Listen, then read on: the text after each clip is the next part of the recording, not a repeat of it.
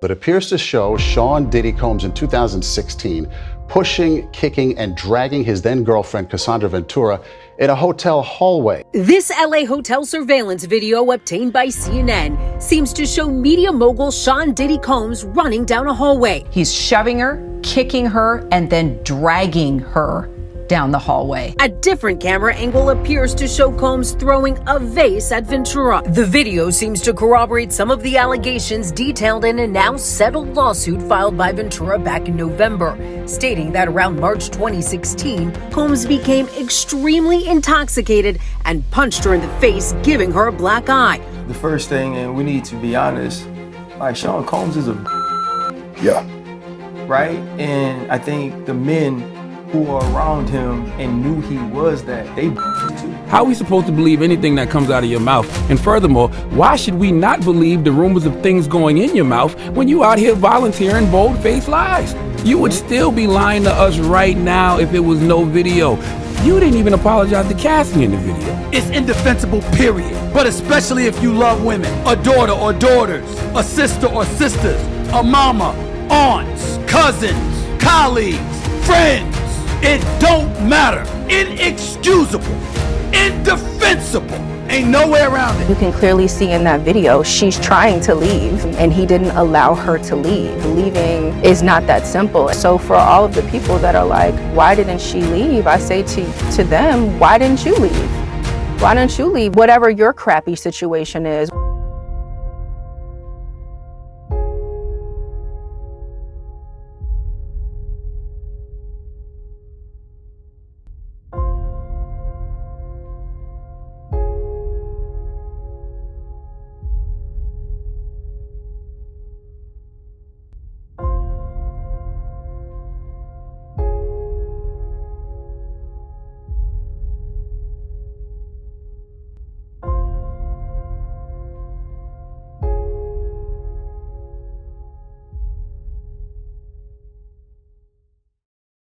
I grabbed my things, I came to sit back on the couch, and he stormed out of the room and got nose to nose with me. And he made a comment about my son, referencing he would kill him. So I called 911. And in calling 911, he unleashed all of his military training on me, slamming me up against walls. I never attempted to run away because my children were in the house.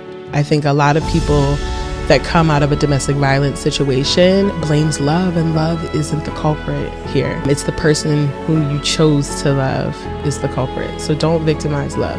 You have nothing over me. I am not a horrible mother. I am not a terrible daughter or sister. I am that good person that I've always been.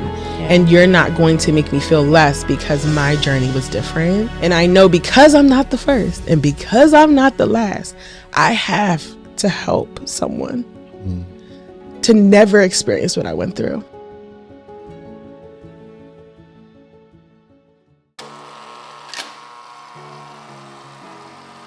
Hey guys, welcome back to Real Life Scenario. Oh, yeah, it's a little extra today, huh? You know, I always gotta put a little stank on it when we have a guest. I like that. I like that. Stank on it because I want them to feel special. Okay. Yeah, that makes sense. Welcome back to Real Life Scenario. Shout out to all our real lovers, both old and new. Yes. And if you want to be a part of the game, make sure you subscribe, like, comment, do all the things. Just takes like a minute or two. Yeah. Maybe. I don't even know if a full 2. Yeah, like stop playing. I threaten y'all a little bit every week. I want to stop doing that. Okay, I think it's working though. Some people are subscribing because I can fight. From Where Baltimore. You from? Where you from? From Baltimore. Where in Baltimore? East. If you know, you know.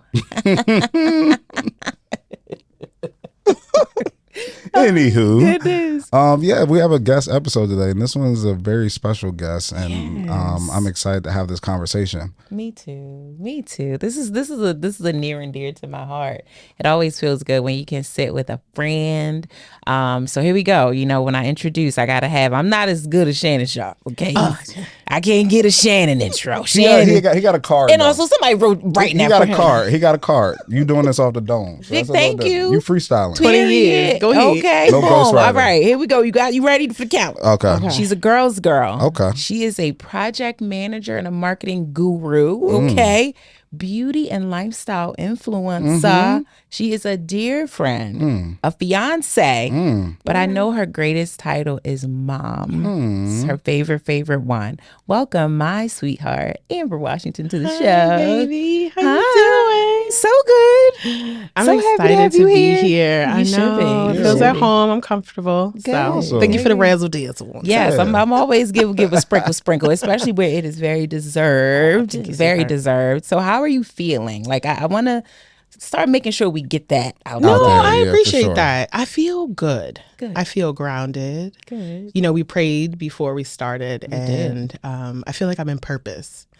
So thank you for that. Yeah, that's amazing. Y'all should also be like Ambra because she's a watcher of the show. She's a fan of the show. She is. Let's She say. sung the intro before we started. I did. I walked in the door. Well, let's name you. I felt it upon entrance. I love that. I love that. No, I'm excited to have this conversation. I'm glad you're here. I know we were trying to make this happen for a while now, and I'm glad that we're finally here. Timing is everything, right? Yeah, and I just want to let you know, I'll probably have my phone out because I like to take notes sometimes. Please. You know, because through the conversation, I don't want to miss nothing. Sometimes I can have squirrel brain, so I just want to let you know if you see me doing that, I ain't texting my wife or my mom or nothing. But if you needed to, I understand. Yeah, I appreciate that. Okay, she need full access. I always tell people sometimes, I'm like, do you want to tell my wife that I can't answer back or I can't do this, or I can't Nobody do want that? that I'm kind of like, No, don't want to do that. Don't want to do that. Listen, I hate to like break it up really quick here, but it's important that if you may not have like saw it at the very top of the episode, because there is a trigger warning on this episode, we are going to be talking about themes of violence and harm, specifically to women and children. And so if you for some reason missed it at the top, repeating it here so you have your opportunity to stop, pause, get yourself together, or decide to skip this one. We get it. We understand. But I just don't want anybody to miss that because that's super important to us. Super important to us. So just want to get that out there. Yeah, for sure. Yes. You need the disclaimers. And I also want people to understand that this platform is a platform that we're using to help people for the most part. Well, not for the most part. Truly is what we're doing. So part of helping is painting the full picture of any conversation or any situation. So all the discussion here is in an effort to help people in any way possible, whether that's to see themselves see themselves out of their current situation or help a friend or family member in need. Like, that's what this conversation is for. And sometimes you have to ask certain questions because certain people are ignorant, certain people are naive, and they don't understand things. And it's you're doing damage to everyone, especially yourself, if you just assume that people know things, right? Absolutely. So it's important for us to have a well-rounded conversation, which we're excited to have. But just understand it's all in the effort of helping, someone. Absolutely. Thank you, Dre, for saying that. It's so true. Sometimes I forget that like we have very young watchers too. Yeah. Like people have written into the show that are like 19, 21. I'm like, well, hey, you, Baby. look at you, sweetheart. I feel a little old. And so some people just aren't even old enough to understand certain parts. So I echo Dre's sentiments that we are here to help. And then that requires a broad conversation. Well, let's jump right into it. Let's jump right into it. So you are a mom, but a woman first, a woman first. And I know as your friend, you love love. You love love. You are love. You grew up in a very loving household. I did. So tell me a little bit about what that was like. Like, how did you learn love? What was kind of your first experience with it? Yeah. So I am a product of a 2-parent household. My parents have been married for 42 years this year. Oh, wow. That's yeah, everybody Gina stand up, Fred. give them an ovation. That's what happens in the y'all. places. when Yeah. To this day, I ask my mother, like, girl, she's like, I don't know. But no, that was my first experience with what love was like. Just the consistency, how my father showed up for my mother. My mother was a praying woman, still is to this day, as you know. And she, being a product of adoption, just wanted to create a household and an environment for her girls that was nothing but love. Love for oneself, love for those around, always giving. So it started off pretty early. I will say in the midst of that environment, though, I never saw discourse. I never saw arguing. I never saw fights. My sister, 5 years older than me, may have a completely different experience. As you can imagine, I am the baby of the family. And I felt, for all intents and purposes, that we was living in the Huxtables, okay? Like, dad went to work, mom went to work, showed up for games, and we traveled, and just, very middle class. We went to private school up until we went to Western together. That's where I met Ron. Is when I started to see more of boyfriend girlfriend relationships and those dynamics as a young person. But growing up with both parents in the household, it was very conservative Christian household. My father's military, so it was a very disciplined and structured household, as you can imagine. So a lot of those conversations were not held. They weren't held openly. I never saw how my parents managed conflict.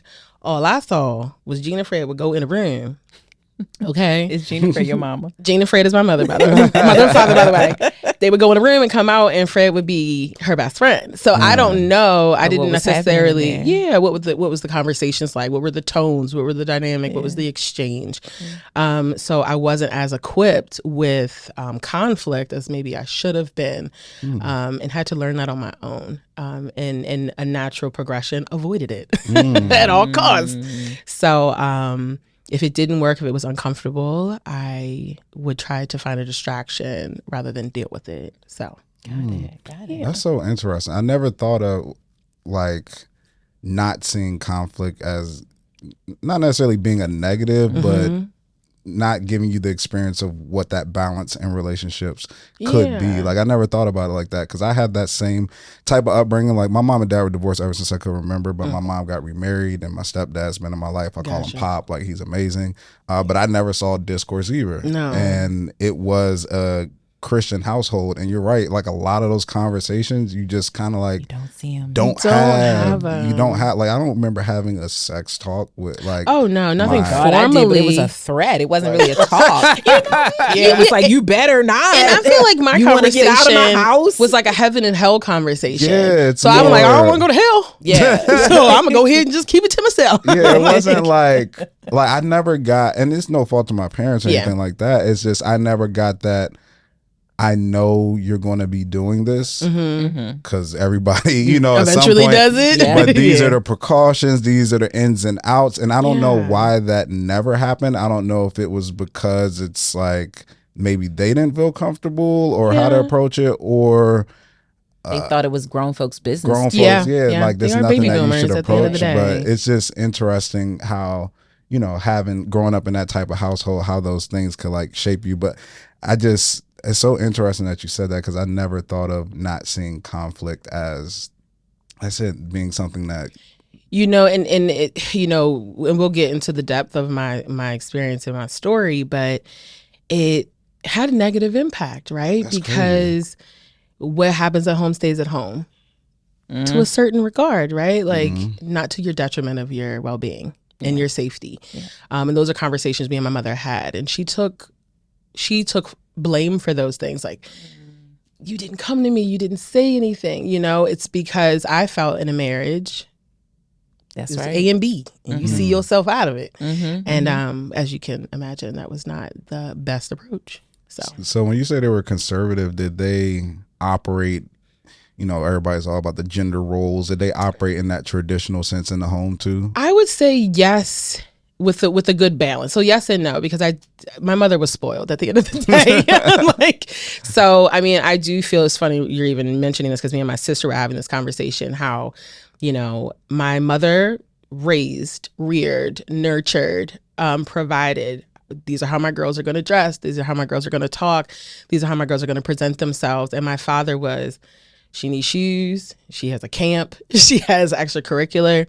And he provided. But what I realized later in life, becoming an adult, therapy, having open conversation and transparency, is that although my father was present, he was not present, right? Because of those particular gender roles. But where I say flip is that my father permed my hair. My father cooked for us. So it's like there was some crossover, but for the most part, they stayed within their lanes for sure. Got you. That is what you were saying earlier. I didn't want to insert, but it was really good because I wouldn't have thought the whole conflict thing would somehow potentially have negative impact. And I think more than anything, it's not so much like seeing the actual conflict. It's one, understanding that conflict happens. Absolutely. And that's okay. Mm-hmm. And what you need to understand is the skills to solve conflict. Correct. See, absolutely. So I saw conflict in my house, particularly with my mother and her ex. I heard it, I witnessed it, but the solving piece of it definitely never understood that. Never. And it just seemed like, to be honest, it was never really solved. It looked to just be being dragged along, until the next fight, until the next disagreement. So even though I saw conflict, I didn't see exactly what none of us saw. We didn't see the solution piece of it. Absolutely. And so I wound up learning in some warped way that conflict was love, that was what you do when you have love. When you really have passion for someone, right? you if you're not in there having some knockdown, drag 'em out fights sometimes. Do you love me? Is it even really is it even a fight? I mean, a relationship. Yeah. And so I that was something that I definitely had to unlearn. That's so interesting. It's crazy. I know. So wild. Obviously I'm 5-6 years removed, but the work revealed a lot. Yeah. Because from the outward perspective, 2 parents, a cat, white picket fence, and you know what I mean? Christian centered. Yeah. It just seemed nothing but a breathing ground for thriving success on all fronts. Yeah. But there's still some twists in the plot. For sure. I think that that reinforces something that I always say on this show, and it's to get through something, to find the best solution, you have to have a full understanding of what you're dealing with. And the only way that you can do that is by seeing things from different perspectives. For sure. Yeah. And sometimes we always think that if we see, even if it's just one perspective, the most positive perspective, then that's the best way to approach something. But now this just kind of opened my eyes, you could have the best perspective, but still, because you don't have all the perspectives, you truly don't have an understanding of that whole thing. Absolutely. So when it comes to a relationship, it's like there are so many different nuances, so many different sides of it. And even if you've only seen the positive in your life, that could be doing you a disservice. Come on now. Because you aren't seeing the breadth of what a relationship is. Absolutely. So therefore, when you go into something, you don't have the proper expectation for what a relationship is, and then you might hold that against your partner. Absolutely. You may why is this not unicorn rainbows? Yeah, it's this conflict. You cooked that. You cooked that. You did that. You cooked that. I was over here like she's seasoning on the that was what he said. All that right there. That's the clip. That's exactly it. That's it. You gotta understand. It's important. And that's why these conversations that we're having are so important, because you have to see things from all perspectives to get a true understanding of what it is. Because we want to live in that world to where, like you said, everything is unicorns and rainbows. I want to see it as no issues, no problems. It's comforting for us. That's what we're sold every time as kids, when we're growing up. That's how life is supposed to be. Yeah. But it's not the reality. And if you go through life thinking it's unicorns and rainbows, you're going to be highly rude awakening. Yeah. Look, so nasty and so rude. Okay. Shout out to Nene Leaks. I want to move forward a bit and kind of jump into love romantically. Sure. That was kind of your nucleus for your familial love. But when you found yourself older and then you became a mom, how did that relationship develop with your son's father? Well, funny enough, I started that whole engagement. We used to work together. And I just thought he was so cute.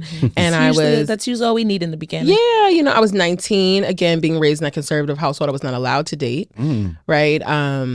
Until much later. My father gave us promise rings at 16, just to paint the picture.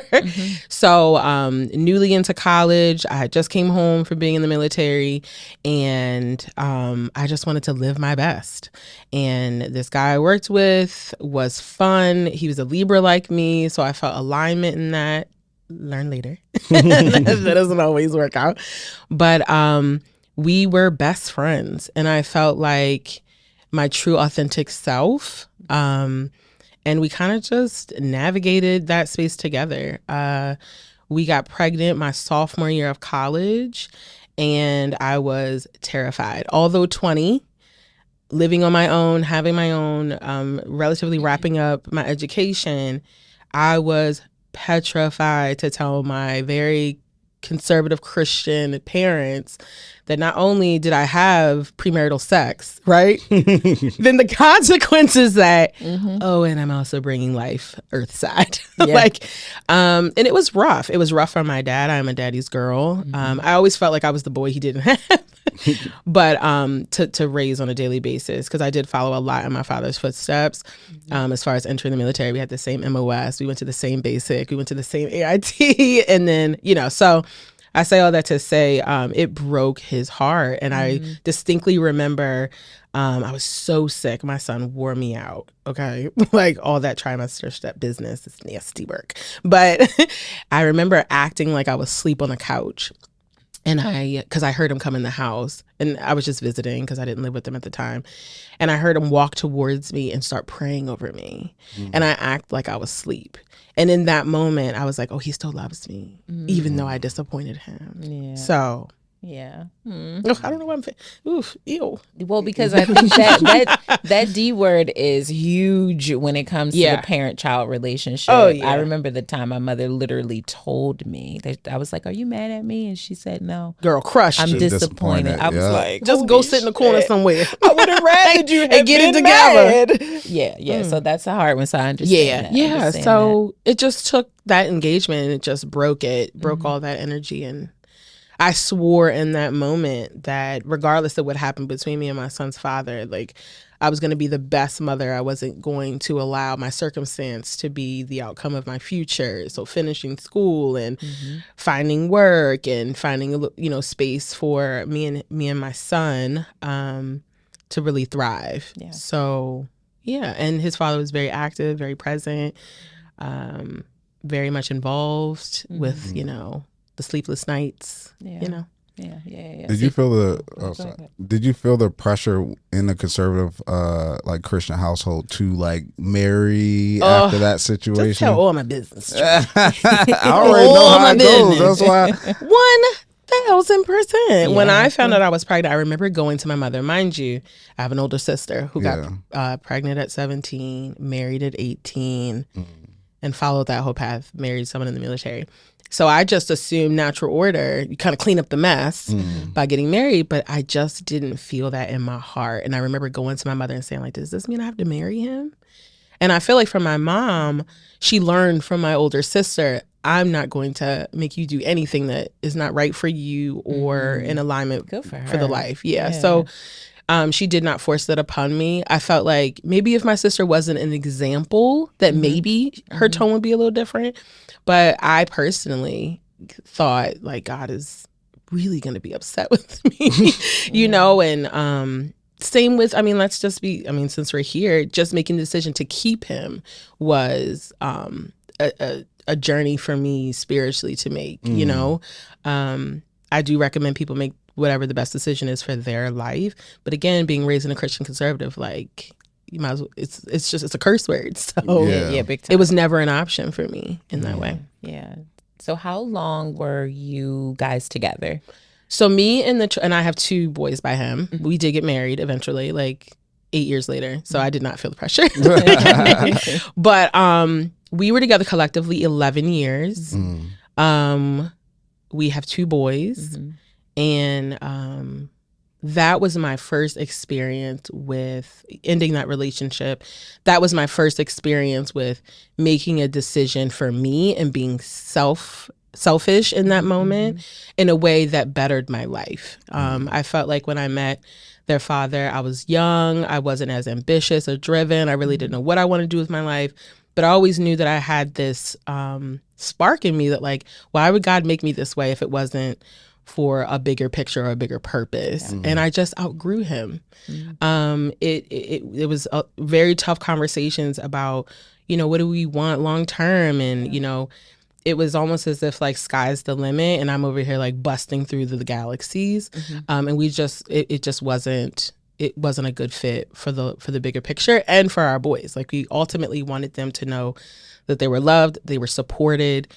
We would show up, we would be consistent, but it's better apart than together. Mm-hmm. My oldest was 8, and we both sat him down and talked to him together. Yeah. So, I mean, we were just trying to change the narrative of divorce. I'm not saying that we didn't have difficult times, but we really wanted to be a united front when it came to this element, but we're still family. Yeah. So yeah, that's so good. Yeah. That's really good. It's so tough entering into a relationship at such a young age.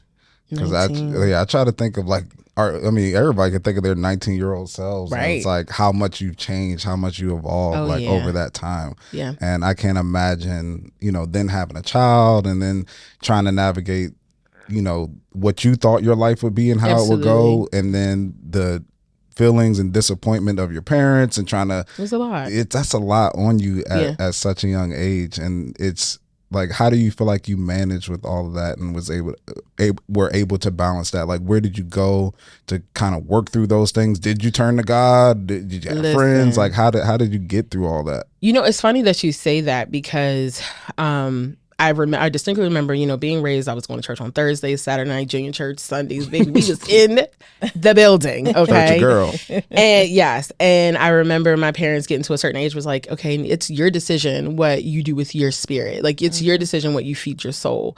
And I actually, at that time of my life, stopped going to church and stopped feeding my spirit the word and living in that path.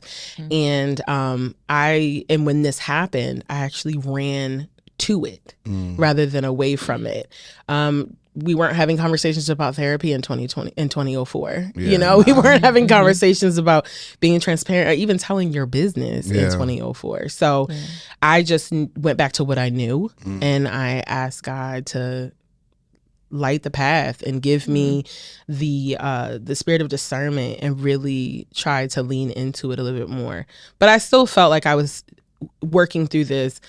The picture, which I always joke internally, like the original members of Destiny's Child, breaking up, no longer being with their father, now becoming a single parent and dealing with that dynamic of like, ooh, what does that look like? Because I was fed, no one's going to want you with 2 kids. Like, no one's going to want to raise another man's child. I mean, so it was a lot of that type of internal battle that I was processing and working through. And God provided an opportunity for me to leave Baltimore. And that's when I moved to Seattle, Washington for work. And it was so funny because I remember watching like HGTV. And of course, they were like selling a house in Seattle. I was like, okay, God. Clearly you're speaking to me.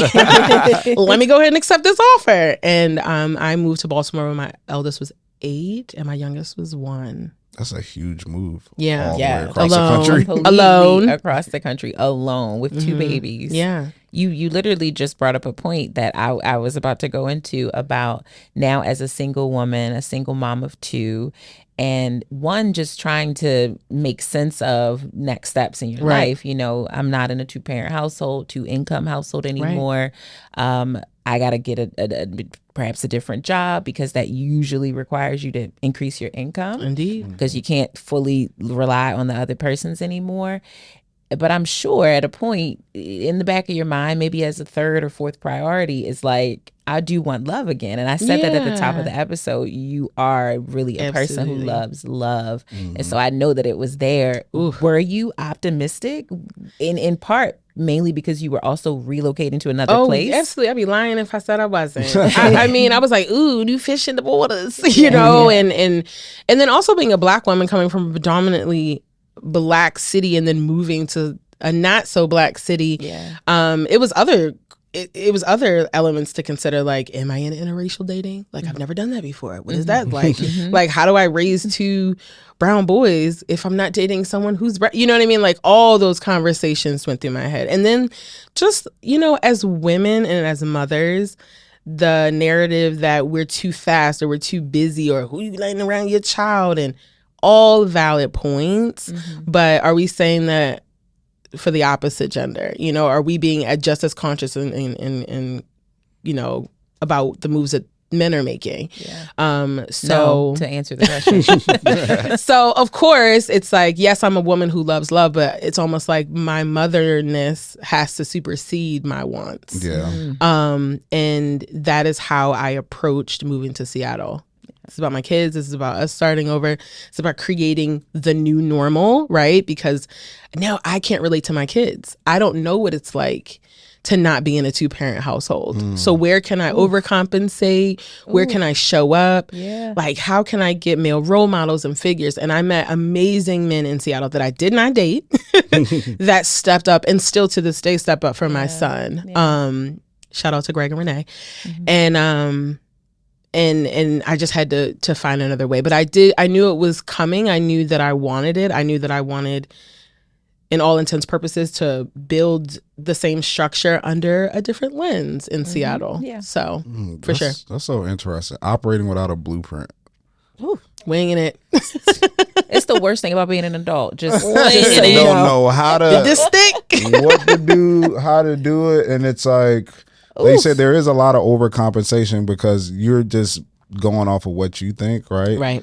And then, like, in that situation, because Rhonda always talks a lot about whenever you're in a relationship with somebody, ask them what they need and what they feel like, works for them.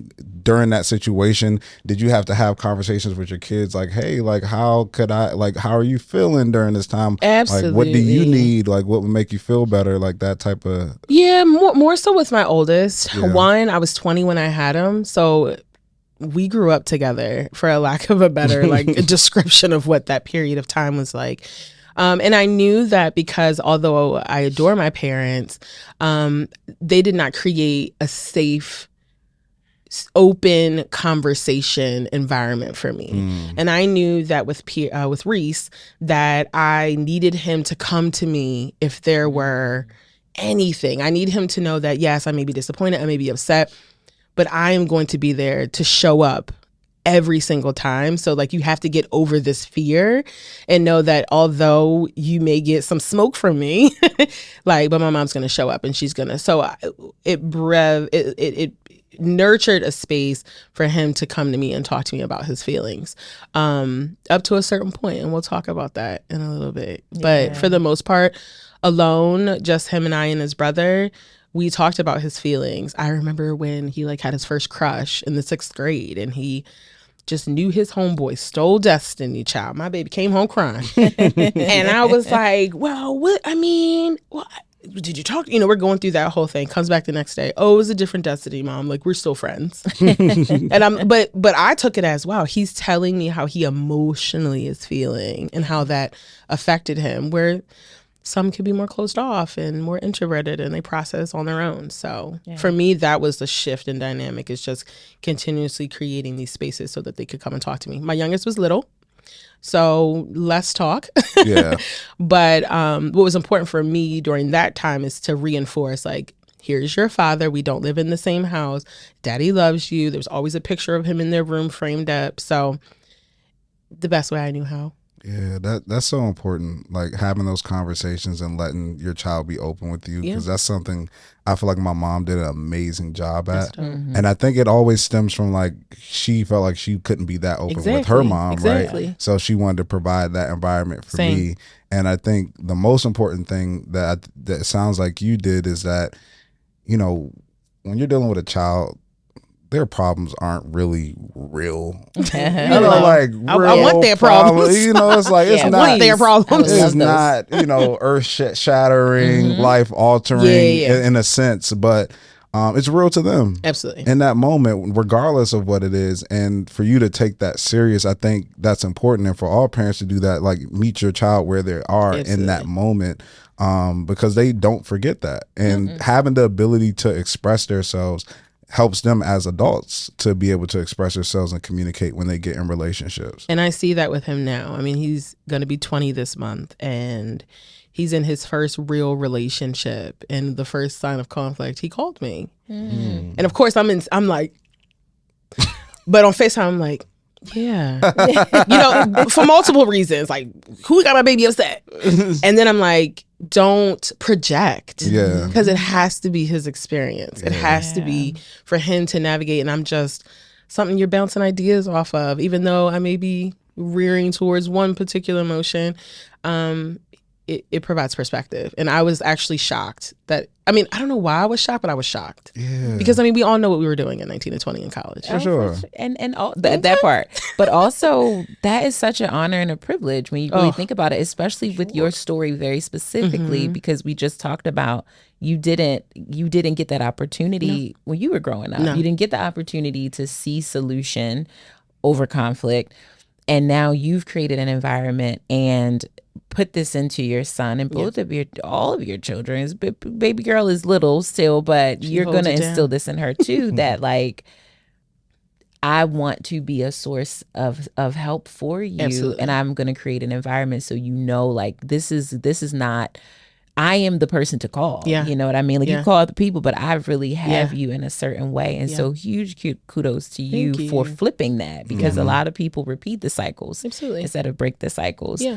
It leads me, of course, to talk about how you met your ex-husband. Absolutely. And because you were fostering an environment, you were changing the narrative even in this moment. You were like, I'm setting my babies up for success. I'm setting myself up for success. Yeah. I am going to give them a life that they will be proud of, in addition to, things that just like they need. But I'm setting this environment up so good. So you meet your ex-husband. I assume something about these initial meetings said this was going to be a part of that process. Yeah, for me, it was the level of pursuance. Like, he was showing up and he was consistent and he was doing what he said and saying what he did, and and it was a breath of fresh air. And I'm going to be honest, he was originally from the East Coast. And when you're in the Pacific Northwest, there's a culture change even within our own diaspora, right? They're not as well-versed in like East Coast dynamic and energy. And I don't want to say aggressive because I don't like that word, but I would say assertive or a matter of fact, right? One thing you'll learn about those who live in Pacific Northwest is that there is a significant amount of passive aggressiveness. And we as East Coasters really don't know how to navigate that, because it's like, what you trying to say? What's up? Like, just say what you mean. Exactly. And him being a New Yorker felt like home and familiar. And we would joke about those type of engagements. So again, it was like creating this new space, whereas though the boy's father did not want to create that space in this new environment, having that with someone that felt also familiar felt comfortable. Yeah. Yep. And he too, it was important to me when I dated someone that they had children. To be honest, I needed them to understand that dynamic. Got it. It wasn't going to be date night every night. It was going to have to be planned, thought out, considered based on their schedules. So that was important to me. I didn't want a man who had 20 kids, but a kid or two didn't throw me off, the reels. Also, it's funny, as I was preparing for this conversation, we weren't talking about red flags. We were not talking about red flags in 2012. Like, think about it. Yeah. We didn't even have a word for it. Yeah. Right. So yes, in retrospect, early on, the love bombing was very, very strong. It was gifts. If it was dating, it was having conversations about forever so early. Whereas now it's a huge ick. Like, what you mean? I don't even know you like that. So yeah, he kind of came in strong, and things that I learned later about how narcissistic individuals operate is it's the leech effect to just a sweeter, calmer soul spirit individual. And I know that was me. Yeah. And because, seeing my parents be together for so long, divorce is never an option. Yeah. So you just work through it until you're 60 sitting on a porch, and then you're reaping the benefits. And I just thought to myself, like, that don't feel right. Yeah. That's a long time. It's a long time. Because I feel like because I wasn't exposed to how my parents may have dealt with conflict in the early years. They got married at 20, 25 and 28. It wasn't until later where I'm like, ooh, daddy ain't trying to lose mommy, so he gonna do everything he got to do now. But who's to say that was the man he was in his 20s? Yeah. And I thought like, oh, mom's reaping the benefit of it now. But like, do I want to give 40 years? Right. But I also didn't know any better. Yeah. So I just did what I knew. And it was like, even with that, you ain't going nowhere. Yeah, man, that's so interesting. Yeah, you're right. Love bombing was not even a topic. No, Like, red flags wasn't even a What? thing. I thought, oh my God. And all the again, stuff we talking about, a lover none of that love. was- I ate that shit. for sure. Of course. I was in a rom-com, y'all, in Seattle, overlooking the God, needle, yes. He got a Grey's kid Anatomy in the too. background. It's like everything Babe. lining From up my for you. coast. Yeah. Yeah. I came in So- here, what they said, what they talking about ain't gonna want no woman with kids. Right. They on my line. Proving them wrong. You know what I'm saying? So I know he was doing all of those things, love bombing, coming on very strong. What was your state during that time? Like, what was your appetite or desire for love? How were you feeling when he came into your life? Like, where were you as an individual? You know, this is at the point in my life where I felt like I was bred to be a wife. Okay. Like I knew, long Like, term. I'm ready. Yeah, like I mean, maybe not ready in the sense of time, but more so who I am developed as a woman. I felt like my role, like I am not a long-time girlfriend kind of person. I am a serial monogamous individual. I don't necessarily hop. But in retrospect, if you think about it, 11 years with one, jumping into another one, 6, you know what I mean? Then that is a hop. Just because it's years span, there was no Ambra alone time. I also realized at that time that I didn't like being alone. I didn't learn to enjoy me first before enjoying someone else. Yeah. So at the time, I just felt like I was rolling into a space that I was intended to be, which was a wife, which was make a house a home, which is, this individual was in the military, didn't have real structure. I created it. He also was West Indian. So there were gender roles to take into consideration that I just suitably fell into. But I also felt during that time that I was living a life of what I felt he wanted in a partner rather than me being authentically myself. So I definitely was not raised in a West Indian environment. So after you've had breakfast, I'm not thinking about lunch. And once you're chewing lunch, dinner is already in the oven. Like I was not raised. Did I not just say my father cooked? So like it was such a culture shift that I was like, ooh, I gotta keep up. Yeah. And even when I ended up going to his country and visiting his family, like watching the women, I was like, baby, how do y'all maintain this lifestyle? Yeah. But auntie and them be in the kitchen. All While they day. chewing on breakfast, lunch It's is in prep mode. prepared. So I didn't think I could sustain it. It was exhausting, which is probably half of the arguments that we had was like, I work full time, you work full time, but you're asking me what's for dinner. You eat? I mean, my God. So I'm hungry too. Too. I want to really highlight, and I think that'll be a theme throughout this entire conversation, is really poignant moments around Dre's question just now, like what was your state of being at a particular time, but also explaining how in your late 20s, because that's how old you were, that you talked about not valuing or even really understanding the benefits of being alone and the joys that come with that, and not understanding that majority of us, especially millennials, it's just not something that is hyped up as much as it is now. Absolutely. Right? Like it was not a thing for you to relish in singleness and single life and, take care of you first. And like that was not a theme. And I think this is why you likely see many people from our generation and generations prior find themselves in certain relationships for much too long. Absolutely. Because we just were not taught how to be alone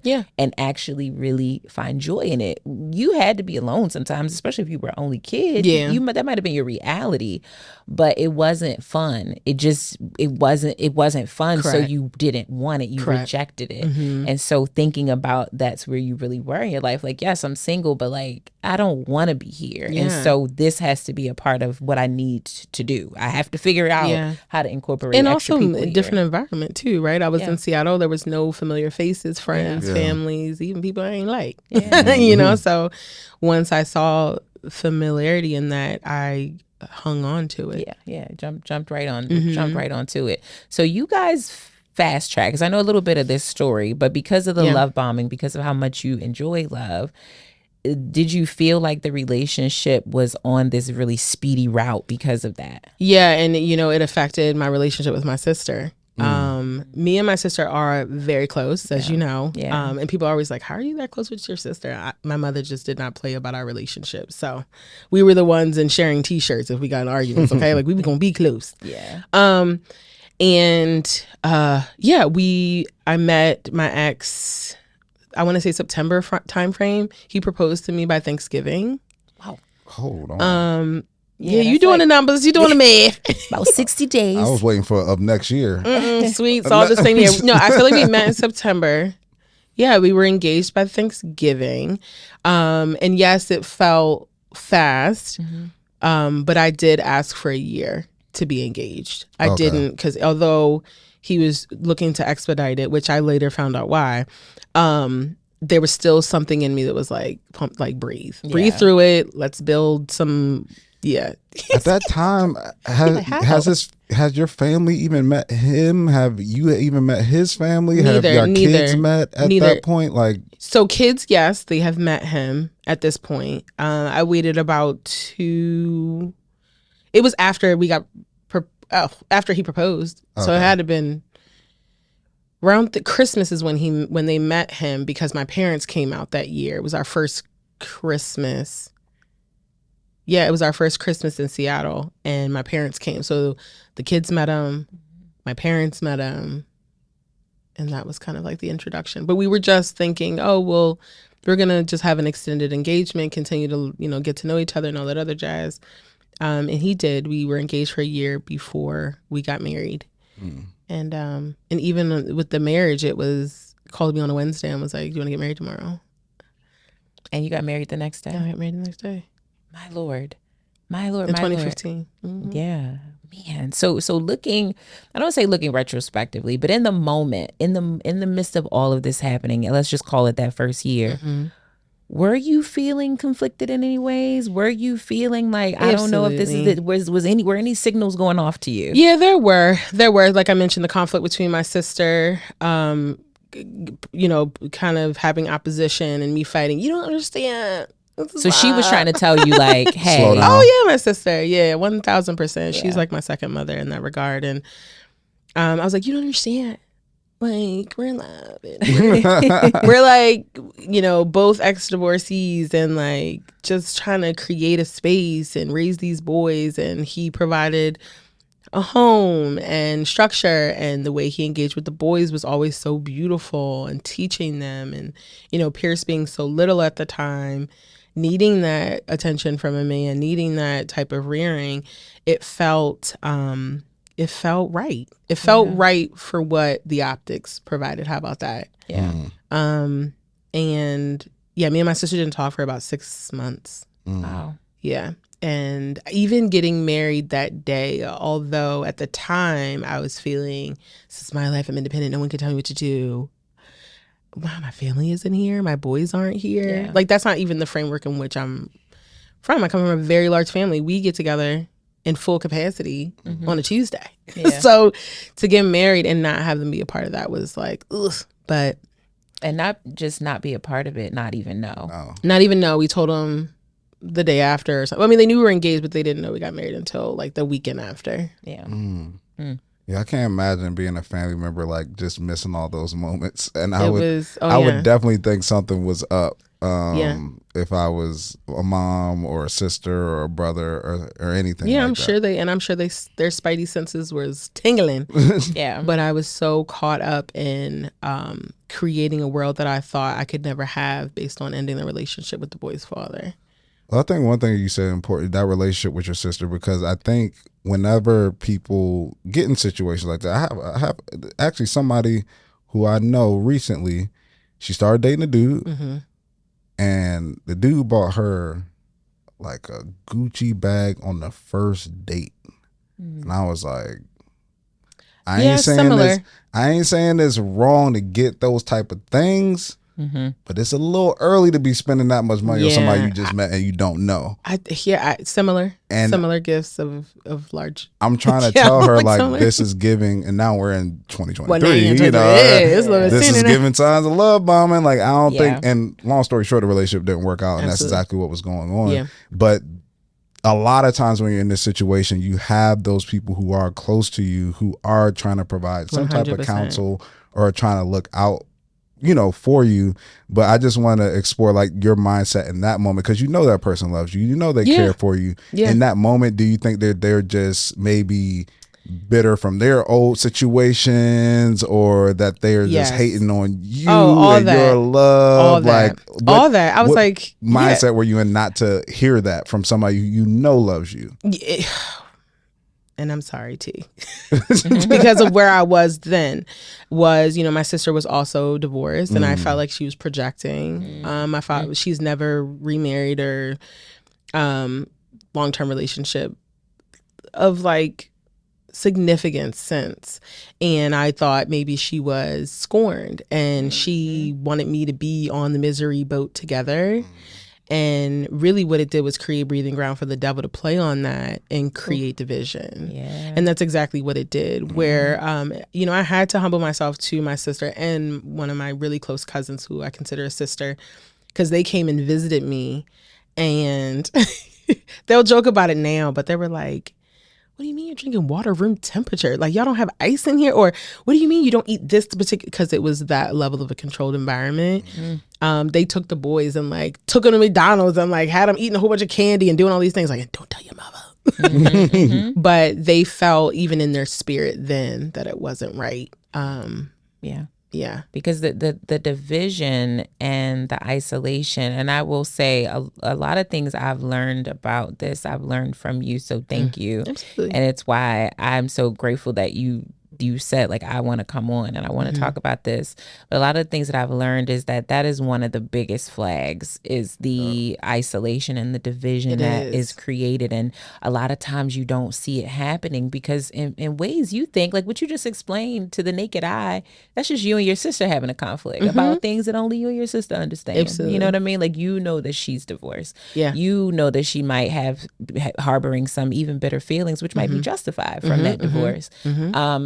But he has planted this seed. Oh, for sure. He has planted this seed because I'm sure we all pillow talk. You know what I mean? So when you're talking to your sister and she's like, "What's up?" You going back to him and saying, I think my sister's just like kind of hating on me, for lack of a better term. Like, she just doesn't know how to be happy for me. And a man who is seeking to abuse you will say, yeah, that's exactly what it is. So yeah, she is, everybody's not gonna be happy for you. They don't have what I'm giving to you. Verbatim. And then you're like, and then you're like, damn, he's right. But a man who truly loves you and truly wants the best for you is going to encourage solution between you and this person, because like Dre just said, that's someone that actually really loves you, has known you your entire life, has known you longer than you knew you. That part. And they would encourage you to work on that, to not create division. But this particular, it's like, ding, ding, ding. Yeah. I got it. What are some other ways that the isolation began? And also, when did it start? When did you maybe even start to notice it? So I was living about 45 minutes away from him. And we would see each other maybe once or twice a week until it got to a place where he was like, I really just want to create a lifestyle down here. We were in a cheaper area of the city in a different county.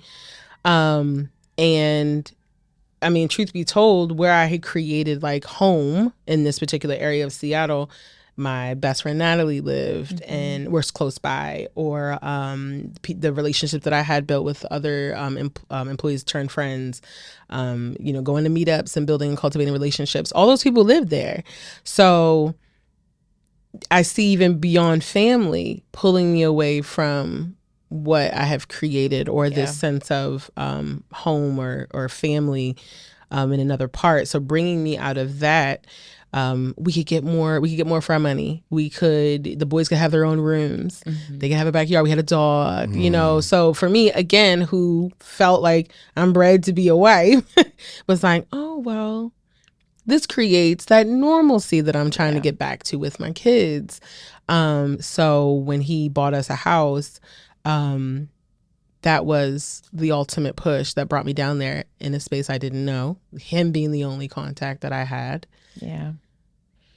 So it's insane. It's like, yeah, man. It's like, and I was 30. Because the layers. 30. I was 30. And the thing is that it's the manipulation for me, I guess, that it's a slow burn. Yeah. Like Rhonda said, like I did some research on it, and it talks about those different stages. Like seduction comes first to get you wrapped in, then the isolation comes. And it's just like we've been bred in our minds just with the things that we see in society, especially like the things that we watch as kids, that evil is just, and bad things are just so obvious, right? Yeah. They're right in your face, and you can, that's the devil with the horns, and you can see it easily. Yeah. But in reality, in your life, the most challenging and dangerous things are the deception, right? The people who come in as your friends, who come in as they love you. Yeah. And the manipulation aspect is where they truly set their hooks in, because I can do more damage if I come in as a friend, if I come in as somebody loving, as I come to try to shape like the things that I'm doing that are really for myself or in your best interest. Yeah. And I think a lot of us don't see that sometimes because we think bad just shows up, like I said, devil horns, like, and it's just so obvious. So it just sucks that, and I'm sorry that you dealt with that and that got wrapped into that you have this person who's just meticulously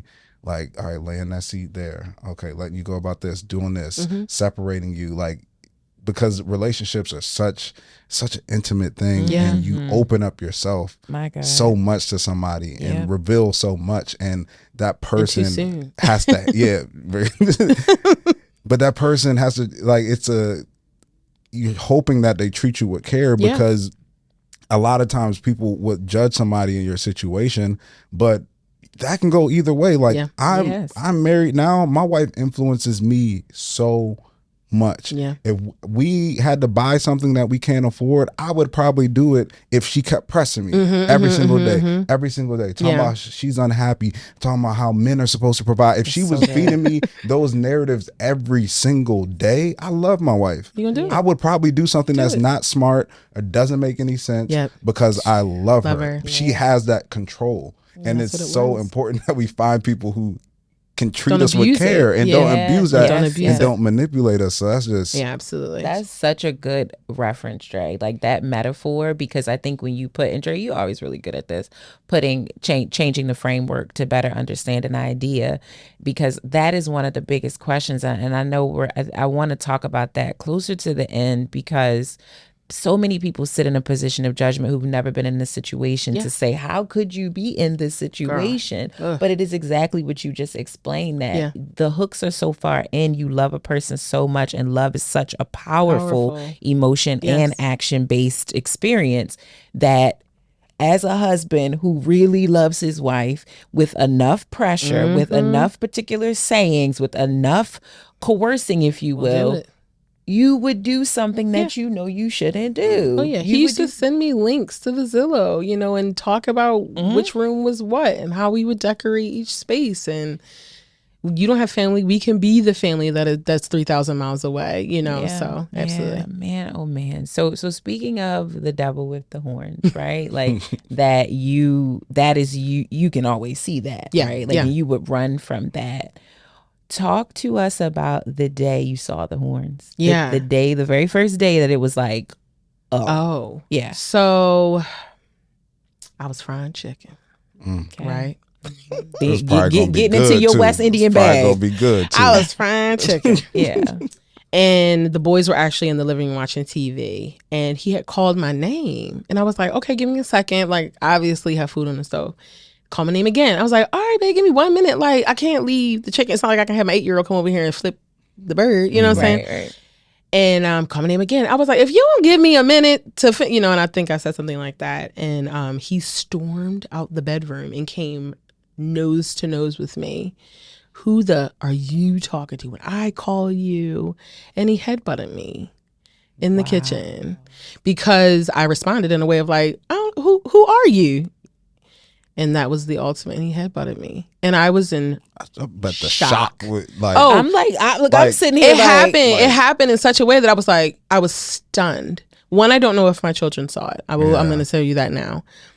But there's a strong part of me that my oldest may have, but he is such an introvert. He probably was like, or protecting his brother. I don't know in that moment. And I went back to frying chicken because I thought I was out of body.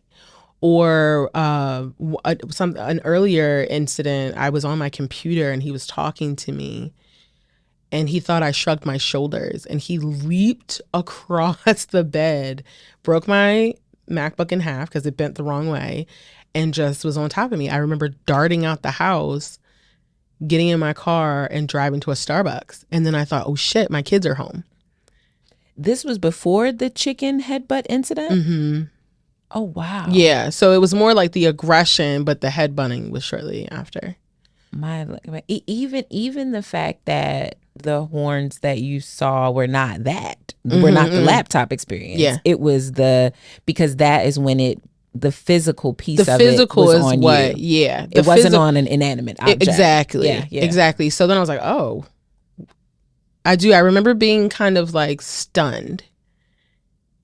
And he walked off and I went back to frying chicken. My goodness. My Lordy. Yeah, something I was reading about this, and after the isolation, it said the next thing is introductions of violence and waiting to see how someone reacts to it. So though it wasn't you initially, it was a laptop. Yeah. It was like different things, just like violent actions and just kind of seeing your reaction to it. And so what was your mindset in those moments? Like, I know I can't like hit like physical, doing something physical, headbutt probably just took you out. Like I would be shocked. Happened? What just happened? Like, but what was your mindset through all those things that were happening? A couple different things was I immediately go to, okay, I got to get myself out of the situation, but how do I do that? Right? I think about finances at the time. So wrapped in. Yeah. I think about exposure.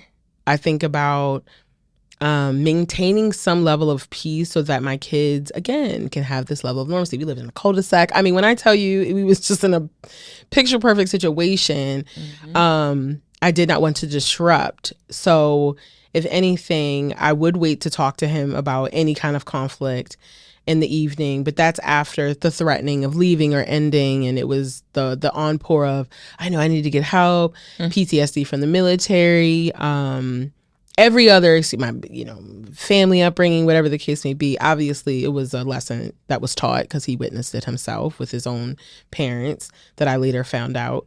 But in that moment, it was me still extending him grace for not knowing how to properly love, because I was raised in an environment that my dad did not treat. That's because he doesn't have a choice. I can teach him how to treat me better. I can teach him how to love. As if I'm loving him that way, reciprocity will eventually come.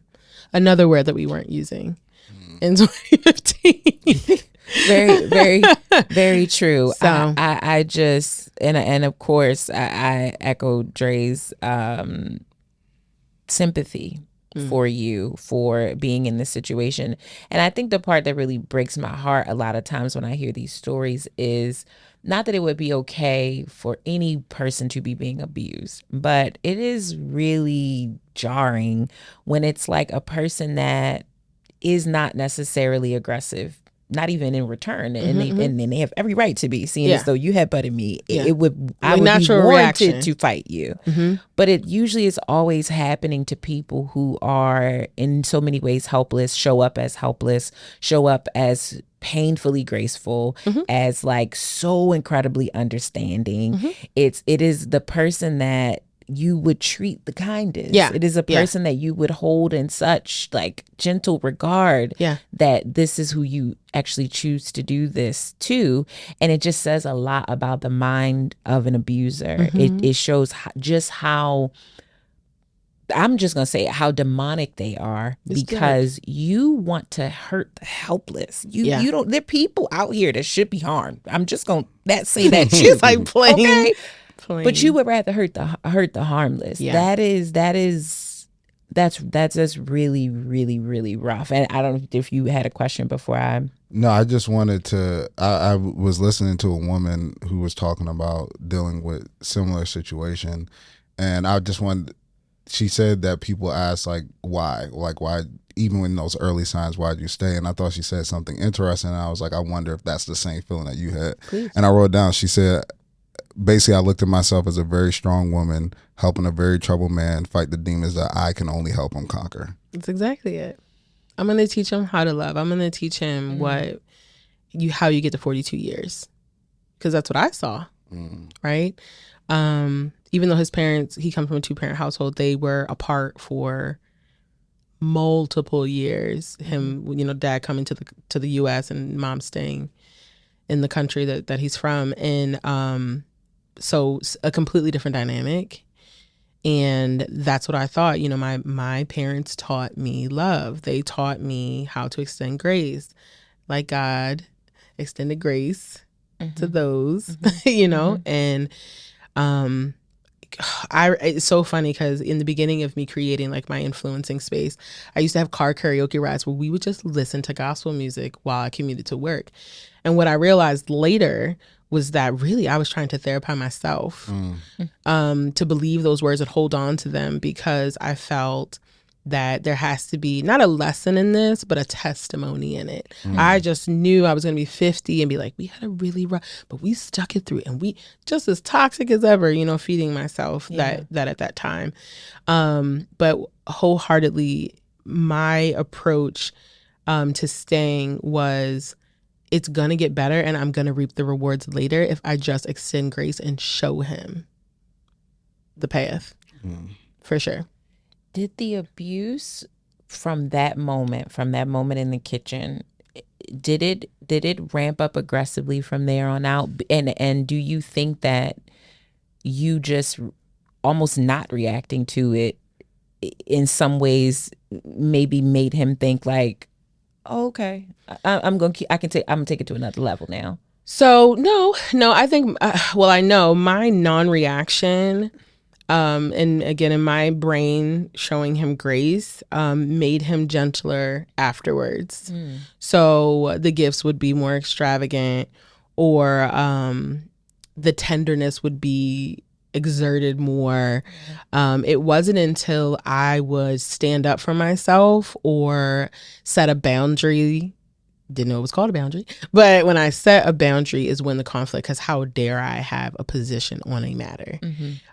So I would say the frequency wasn't an element. It was just when they did happen, the dynamic explosions would supersede like the frequency. So I wouldn't say like once or twice a week or even once or twice a month or a quarter. I would say that with every engagement that it did, and it was physical or aggressive, that would get worse. Got it. So the explosion would get bigger. They would get bigger. Yeah. Yeah. My goodness. Yeah. In the midst of us trying to, I know, hold your pearls, expand our family and have a child. So you're trying to have a baby during this time. Were there other bad behaviors happening in the relationship? Like, were there other things happening outside of verbal or physical abuse? Yeah, staying out until 4 a.m. when you're married. That particular incident is what led the biggest explosion in our relationship. Staying out late, not answering the phone when I would call, just odd behaviors. I found receipts to hotels. So infidelity was happening. Definitely. Yeah. I'm processing everything right now. And can I say something to that processing? Yeah. So I left my ex October of 2018. Okay. And I'll tell you how I did all that in the village that surrounded me. Telling my family 2 years. So left him in 2018, moved back to Maryland in 2020. Didn't share my story until 2023. My family is still processing. But I've had 5 years. Yeah. So I can, I respect it on a whole nother level, because what I felt 5 years ago, you're just experiencing right now in the present. Yeah. And you have to wrap your head around it. Yeah. So I had to do that a lot with family and friends, for sure. It goes back to what I said earlier about the devil with the horns versus the friend that's infiltrating, gaining trust, is that a lot of times it's such a delicate balance. Like, I feel like I'm in a healthy relationship, but a lot of things you're describing, it happens in my relationship in a sense. So it's like it resembles proper healthy behavior, but it's not actually that. So if somebody does something wrong and you're upset about it in your relationship, what makes you want to move forward is if they show remorse in some type of way, right? And that makes you feel better. So I know in my relationship, that's a big thing. Like, my wife wants to know that I'm sorry, that I understand how I made her feel.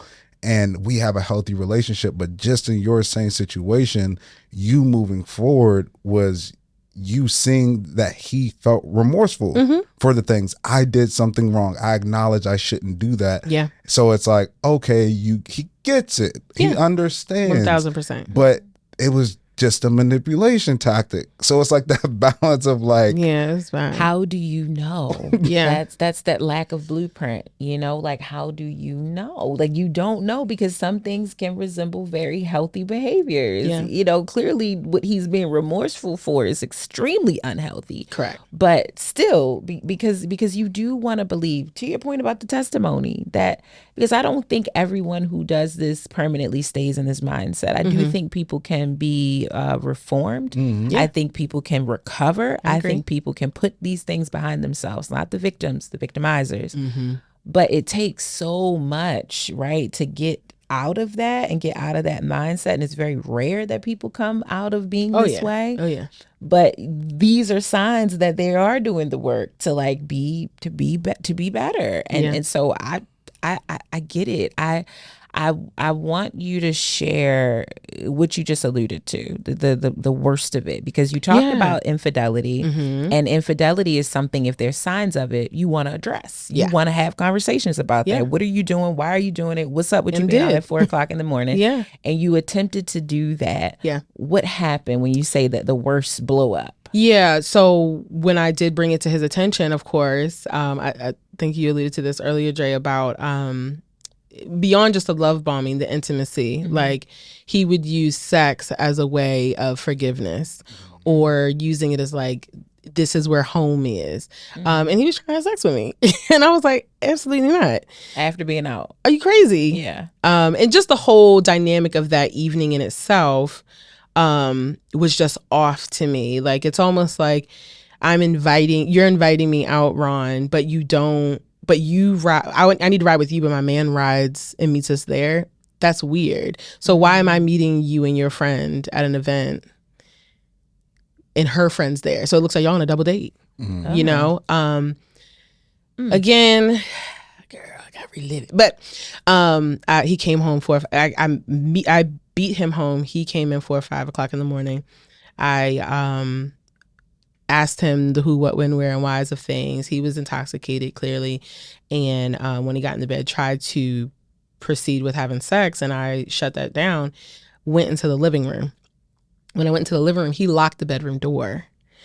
In my frustration, I kicked a hole in the door, reached my hand, unlocked the door. To get a robe, because he locked me out. When I was getting up to go into the living room, I had a robe on. He pulled the robe off. So when I got out of the room, he locked the door behind me. So I'm like, if my boys come upstairs and I'm naked, like, this is not appropriate. So I did what I needed to do to get in the room and grab my robe back. But that ignited him, because I disrespected his home, right? Even though this is a home that we have together, and I've created it into a home, how dare I break a door down, right?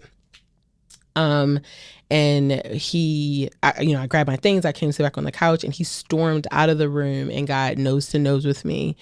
And he made a comment about my son, referencing he would kill him.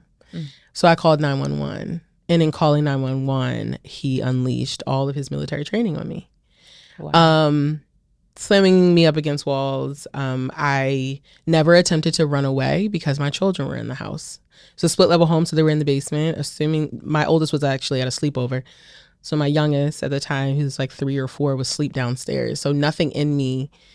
And I thought about it. I did. But my son is what kept me in the room or kept me in the house. I remember trying to get my phone, calling 911. 911 could hear me screaming for help. He took the phone and hung up. You call the motherfucking police on me? Sorry, cursing. You call the police on me? And it was more of the scuffling, more of the fighting. I did fight back. He was of a fair complexion to me. So when the police came, they saw a scratch on him. And in Washington State, it's visible harm. So if there's visible harm, the person who has the visible scarring, the offender is incarcerated, and I was locked up. He lied to them and said that he didn't hit me, even though I had a black eye, but I'm dark skinned. I don't know if these white people was looking at me in my face. So they didn't see your He put eye? a cap on, right before the police came in, he put a baseball cap on my head and threw me in the shower, which I was like, why do I have a baseball cap on my head? I'm in the shower. Wow. So when the police came in, they knock on the door, Miss Washington, or my married name at the time, and asked me to get dressed and come out. So they did not visibly see it until they went into booking and took my hat off and saw my face. And at that point, you already been charged, not charged, but you already been detained. So paperwork to get everything reversed. And I read in the police report that he said she gets a little feisty sometimes. And he claimed that he never hit me. He said that I retaliated on him because he came home at 4 or 5 o'clock in the morning. So you were literally just defending yourself. I was defending myself. My child was in the house, so I'm locked up. Who do I call if he does something to my kid? Like, all these things are running through my mind.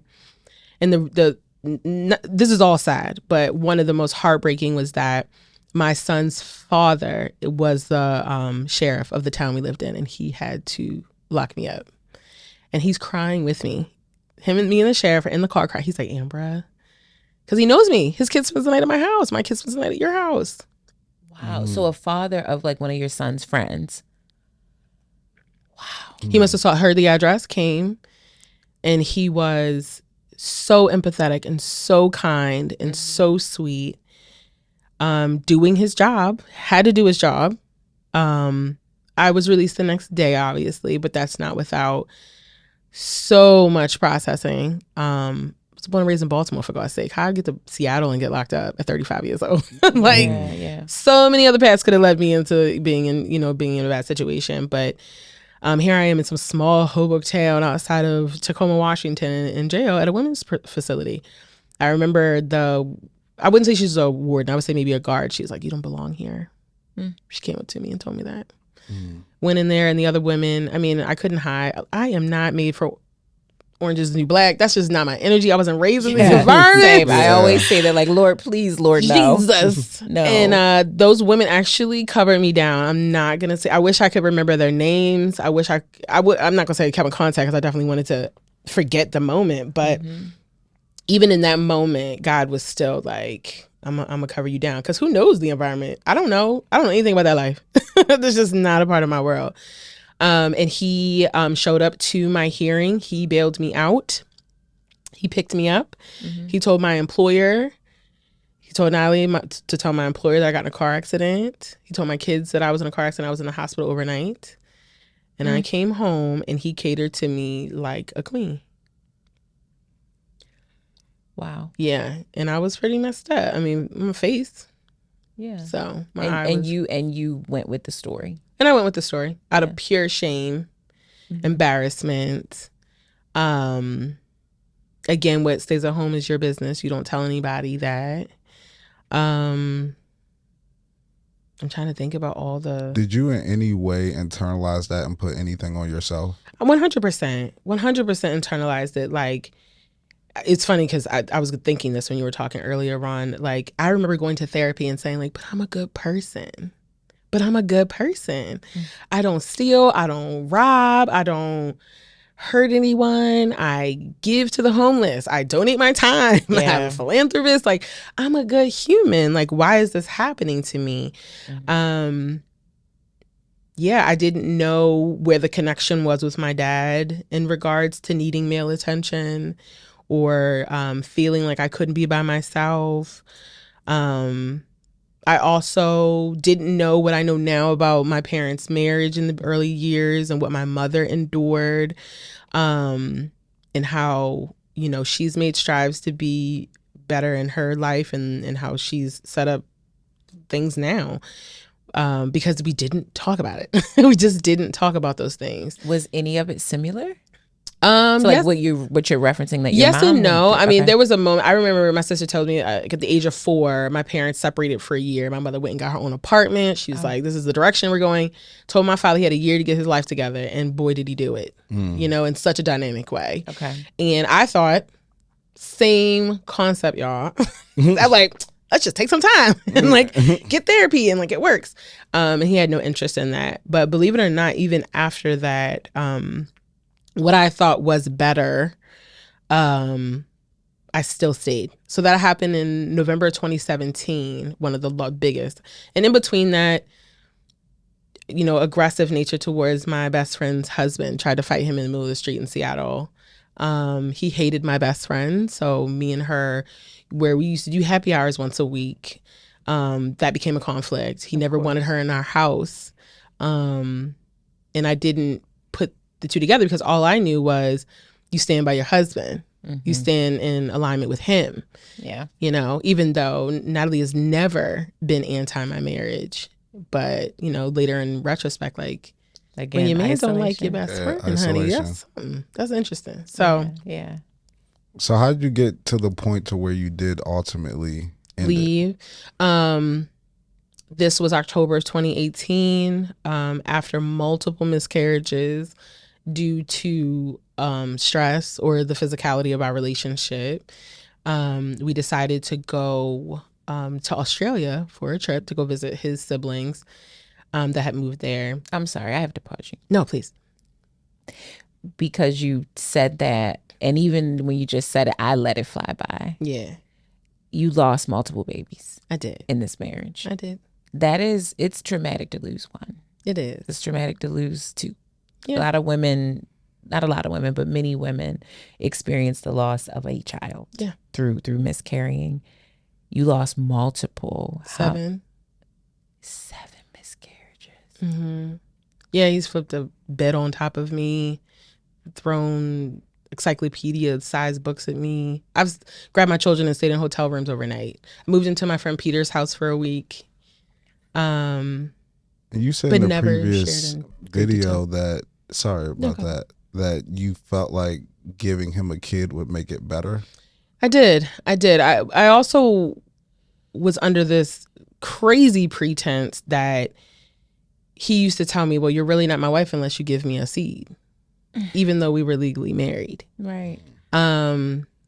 So that was even conditioning. So even that was conditioning. And it definitely was in my head like, oh, well, I mean, these other women have given them children and I'm trying to blend this new normal.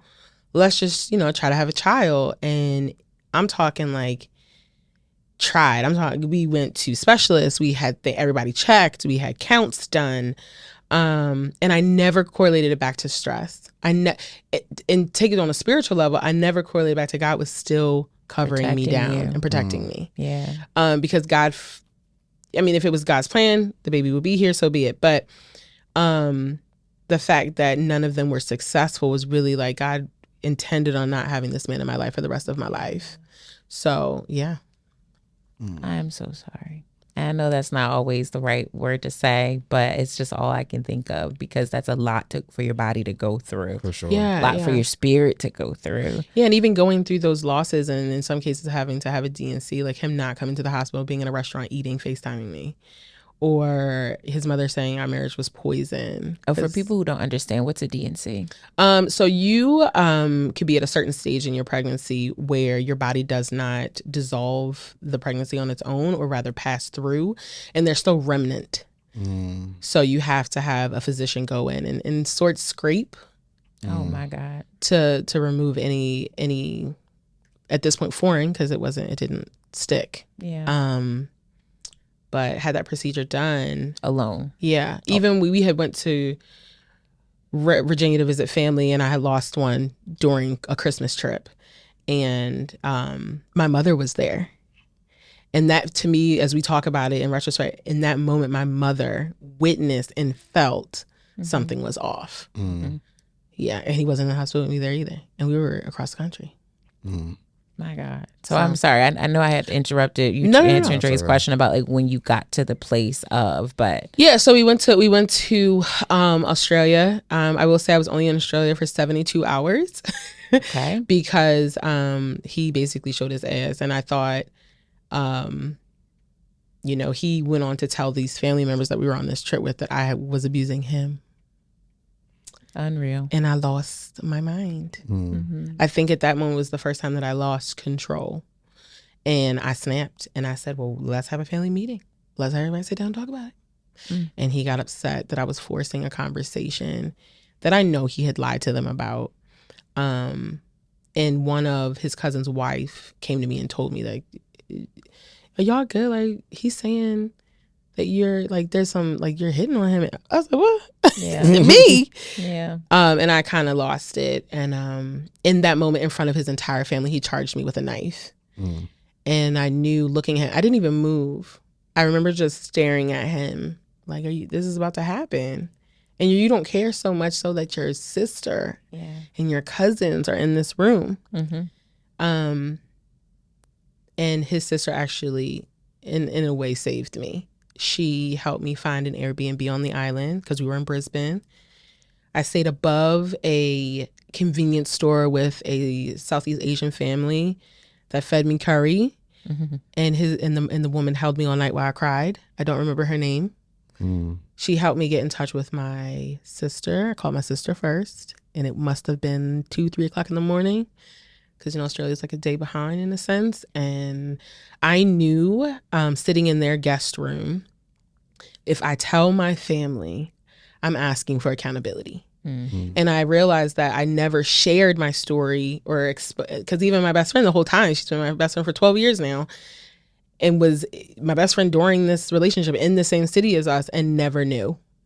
So I knew that once I told my business that staying with him was not an option, because how could I have these women in my life that love me and know better for me see me with him? Yeah.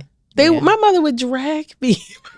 Literally. And then by to your feet. to be in a relationship and the man can't come in the house, can't be around my family. Like, I knew it was more about I needed the constant, Ambra, stay the course, stay the course. Yeah. So I called my sister. She was processing. 2-3 o'clock in the morning. I'm crying. I'm hysterical. I'm telling her what the past 6 years of my life has been. That was a lot. Get mom on the phone. Jean went straight into praying. Right. And Jesus, processing.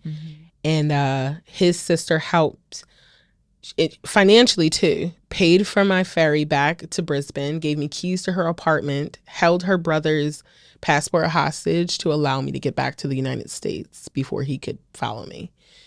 So 17 hours, I flew there. 72 hours later, I'm flying 17 hours back. My best friend, Natalie, has found me a home.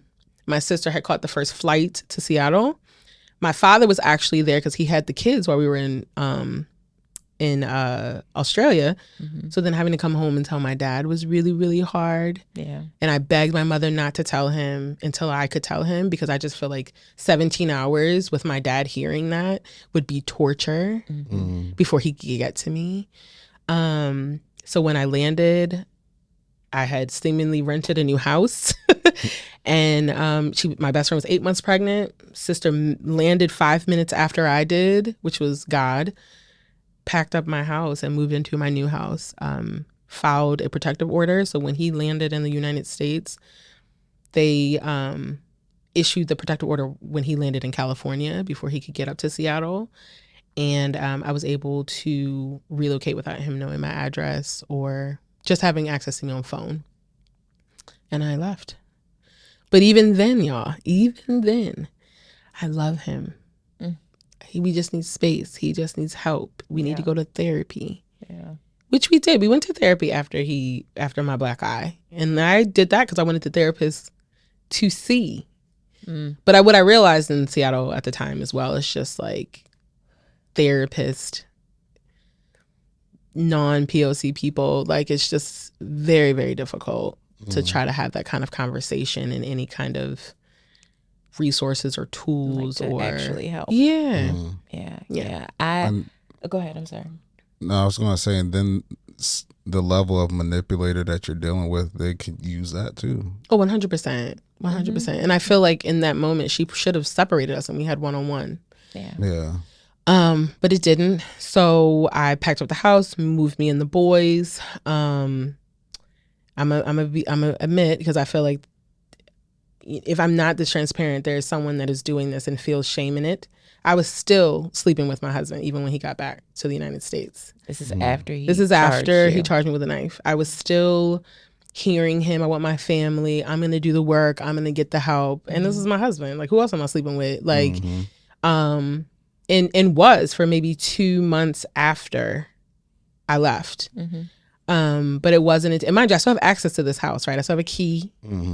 And one night after hanging out with friends, had a couple cocktails. I haven't done this in a while, right? Hang out with friends. So I'm feeling feisty and I text him. He doesn't answer. I'm like, I got a key. I'll just go to the house. I walk in there and he was somebody else. In motion, our it bed. was happening. Yeah. I walked in. That is insane. So that was the second time I snapped in this whole process. Yeah. Because I was whooping ass. I ain't gonna sit here and lie. He called the police on me. I left before they got there. And then my mentor, because again, financially, I had just moved. I dropped all this money to move me and my kids and fly back 72 hours later being in Australia. But the influencing actually was what helped me. I was like, wow, 60, 90 days to pay out. And all of a sudden I had all this money. I was like, I gotta go. Yeah. And then my mentor paid for my divorce and I had him served the next day. So I have not spoken to him, looked at him, engaged with him since January 12th of 2019. Wow. Good for you. Yeah. Good for you. First, I want to say it sucks that you went through that. Like the words are hard to even describe. And now, like, as I experience more things as an adult, become more educated, I'm glad you're here. Thank you. Like, I didn't realize the extent of how these situations can get. Yeah. I know that I saw a report that says 70% of deaths that happen through domestic violence happen after the couple even breaks up. Yeah.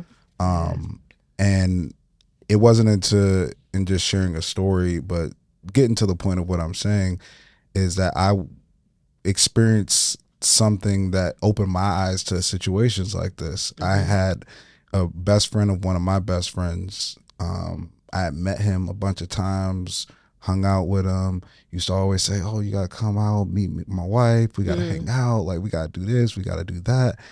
And I remember visiting my best friend one day and he was like, so-and-so like died. And I was like, what happened to him? Like, is he okay? Like, what happened? So he got in a shootout with the police. He shot his wife in the head while she was holding their baby. My Lord. And I was like, him? He really the one that's like, yo, come visit me and my wife. And I'm like, and then as I heard more of the story of how he would threaten things, like, I'll kill you, like, and just for being held accountable in his relationship, you're out here doing this, you're cheating, all this stuff. And he was in the military as well, but it's like, that opened my eyes, like, yo, I saw this man. He was cool. He was great. He talked about his wife the whole time I was with him. And to do something like that, it's like leaving isn't always so easy. It's not. Right? It's like, it's not just, hey, I don't want to do this anymore. Like, there's a fear for your life. And that is a legitimate fear a lot of times, not a fake, like, it's like, no, I feel like I could really lose my life. It's the first time in my life that I understood what anxiety was. I would wake up with it. I travel with it. I go to bed at night with it. And even in this process between 2018 and 2019, like losing a significant amount of weight. And also taking into account, this is the only man that my youngest has ever really been around consistently. That's dad to him. That's a father figure. What is that doing to my youngest to now have separation and space and don't even know why? So it was a lot of therapy for all of us, for sure. A lot of forgiveness from myself, asking for forgiveness from my oldest, who witnessed or heard or felt helpless in himself, for putting him in that position, for wanting or thinking that the life that I was striving for could be accomplished in this space. I mean, there was shame in even doing my YouTube video, purely because how dare I, as a mother, want love? How dare I want to create a forever for myself? Yeah. Just because I have kids, I'm not allowed that. Yeah. So, even to this day, the video is over 100,000 views and 2,000 comments, and I get somebody should call CPS and took those kids from you. I get that. I do. Because my kid, I would leave. But until you're in the space where you feel helpless, or you feel that shame has more power over you than making good, sound decisions, come knock on my door. I know everything that went wrong in that relationship now. But when I'm in the thick of it, it just feels like I'm living where my feet are. Mm-hmm. And that is the biggest lesson that I learned. It also created even more space for my eldest to come and talk to me, because he felt like, well, I thought it was none of my business. And now he sees me treated beautifully and loved, and my light is shining, whereas though for a long time I realized that my light was being dimmed because he was envious of it, because the devil ain't got a light. Mm-hmm. Right? I believe, I think I've heard this story, with you sharing it online, but we've talked a bit about it. It just never falls on me lightly every time I hear it. And I think I was just so quiet because all I kept thinking when you were talking about it was that, and very specifically when you said that on that trip he had told family members that you were abusing him. I believe that he was going to kill you. I believe that that was starting to paint the picture that had he killed you, that they had been learning for years that you were the abusive one. The situation that happened. I got locked up. Right. You had already been I had to locked up. take classes. Oh, yeah. Also about domestic. I had to take domestic violence classes, to be clear. So there was already a track record of you being abusive, even a documented track record in legal record that you were arrested that particular night X amount of years prior for abusing him. You had to go to anger management. Then fast forward to this trip. Now he's telling people, because most people didn't know about that night, but now he's telling family members. When you think about the stories on shows like a Dateline or 2020, and they're recounting, they're starting at the end, the person has lost their life, and they start backing into the story. Well, usually there were all these little breadcrumbs over time that the person who ultimately had to make the decision to kill was being abused, right? And they would have pulled up your record and saw that you were doing this to him. They would have talked to his family members, and I remember that time we were in Australia, and he had told us that she did it, and it just was blah blah blah. So he would have looked like the saint. He would have looked like I was just defending myself, and oh my God. So few men, not to diminish it, it's just the facts. Men are victims of domestic abuse. They are. But they're not as many of them. So it would have really just, imagine a story of a man having to defend himself to death to kill his abuser. Yeah. He was painting the picture and definitely planting the seed, and I believe that he would have. So when Dre just said, of course not knowing what I'm sitting over here thinking, it is such a blessing that you are here. You are here. And not just here, but to actually tell the story of what really happened. Because had he taken your life under those circumstances, your story would have died with you. Mm-hmm. Your story would have died with you because there were no people around that really knew your story. Your mother couldn't have said, no. Your sister couldn't have said that because you were hiding the entire situation as a woman, as your friend. I'm so grateful that you got to that place. Yeah. When you got to that place, because I think it was coming. Yeah. It was imminent that it was going to go a very, very, very different way. Yeah. And that was a light bulb moment for me because I thought, wow, he has no shame. No. So whereas though everything else happened behind closed doors, to see the environment shift and you still not control. Even out of the country, like where the we were on vacation. Like you don't even know what the jail system is like over here. You were willing to do it here. Yeah. And for me, I know many may think like, oh, that's when the light bulb, but that's when it happened. Yeah, that's when it happened for me.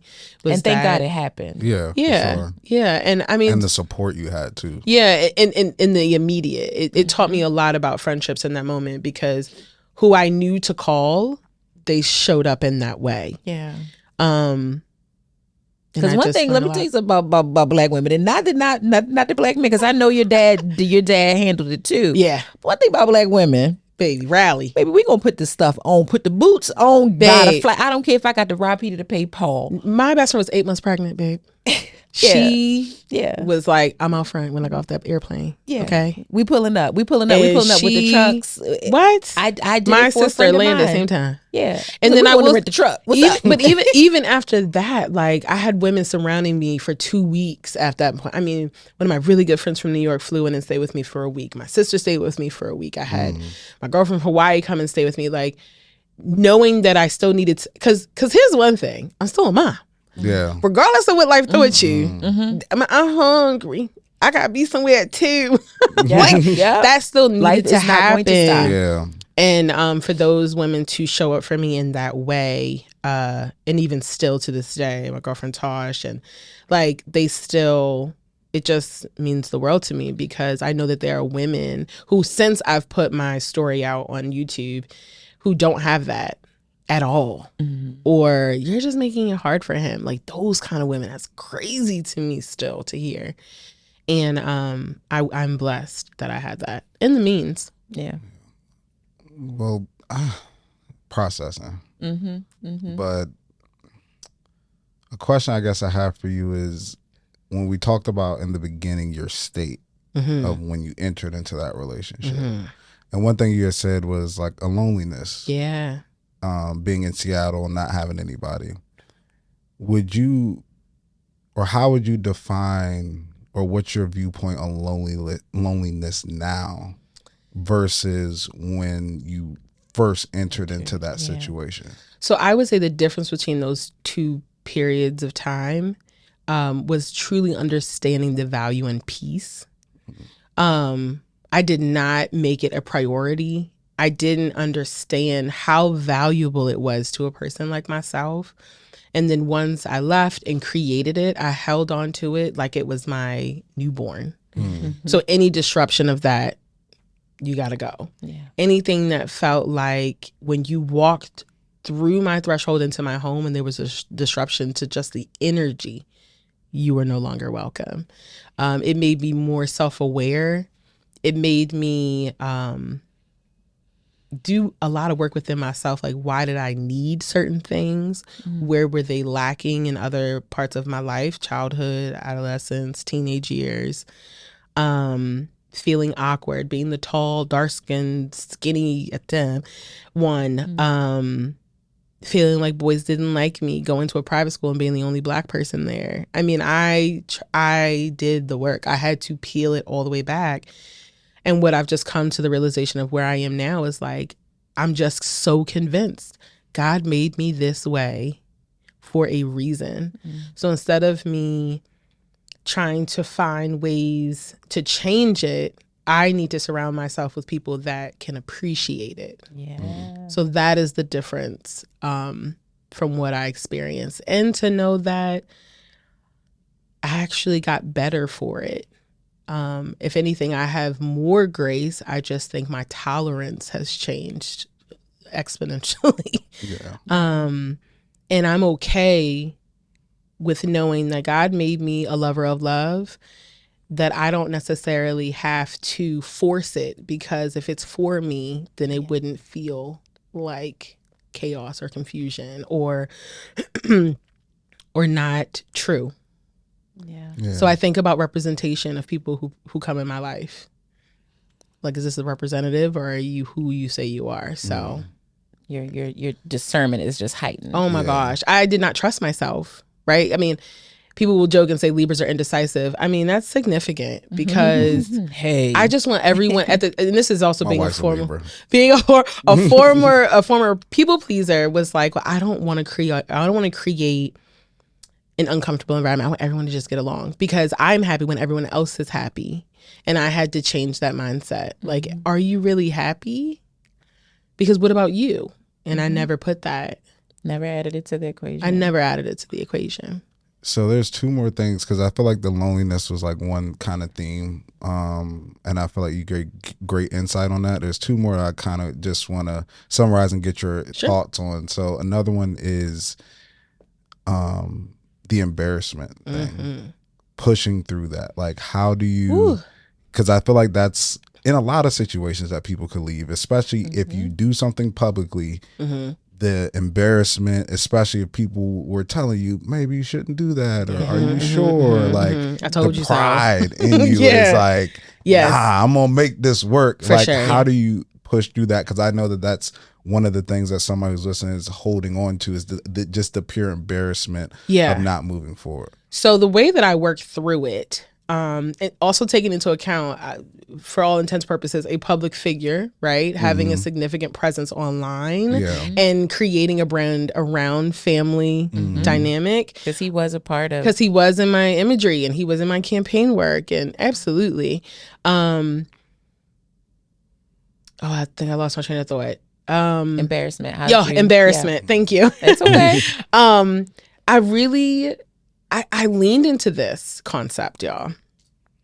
I'm not the first. I'm not the last. I won't be the only. So instead of feeling like lonely and embarrassed and feeling like judgment, I knew I was not the first. I knew I wasn't the last, unfortunately, and I knew I wasn't the only. So once I got past that, and I found strength in it, then I changed my approach to sharing my story. And let me tell you how God works.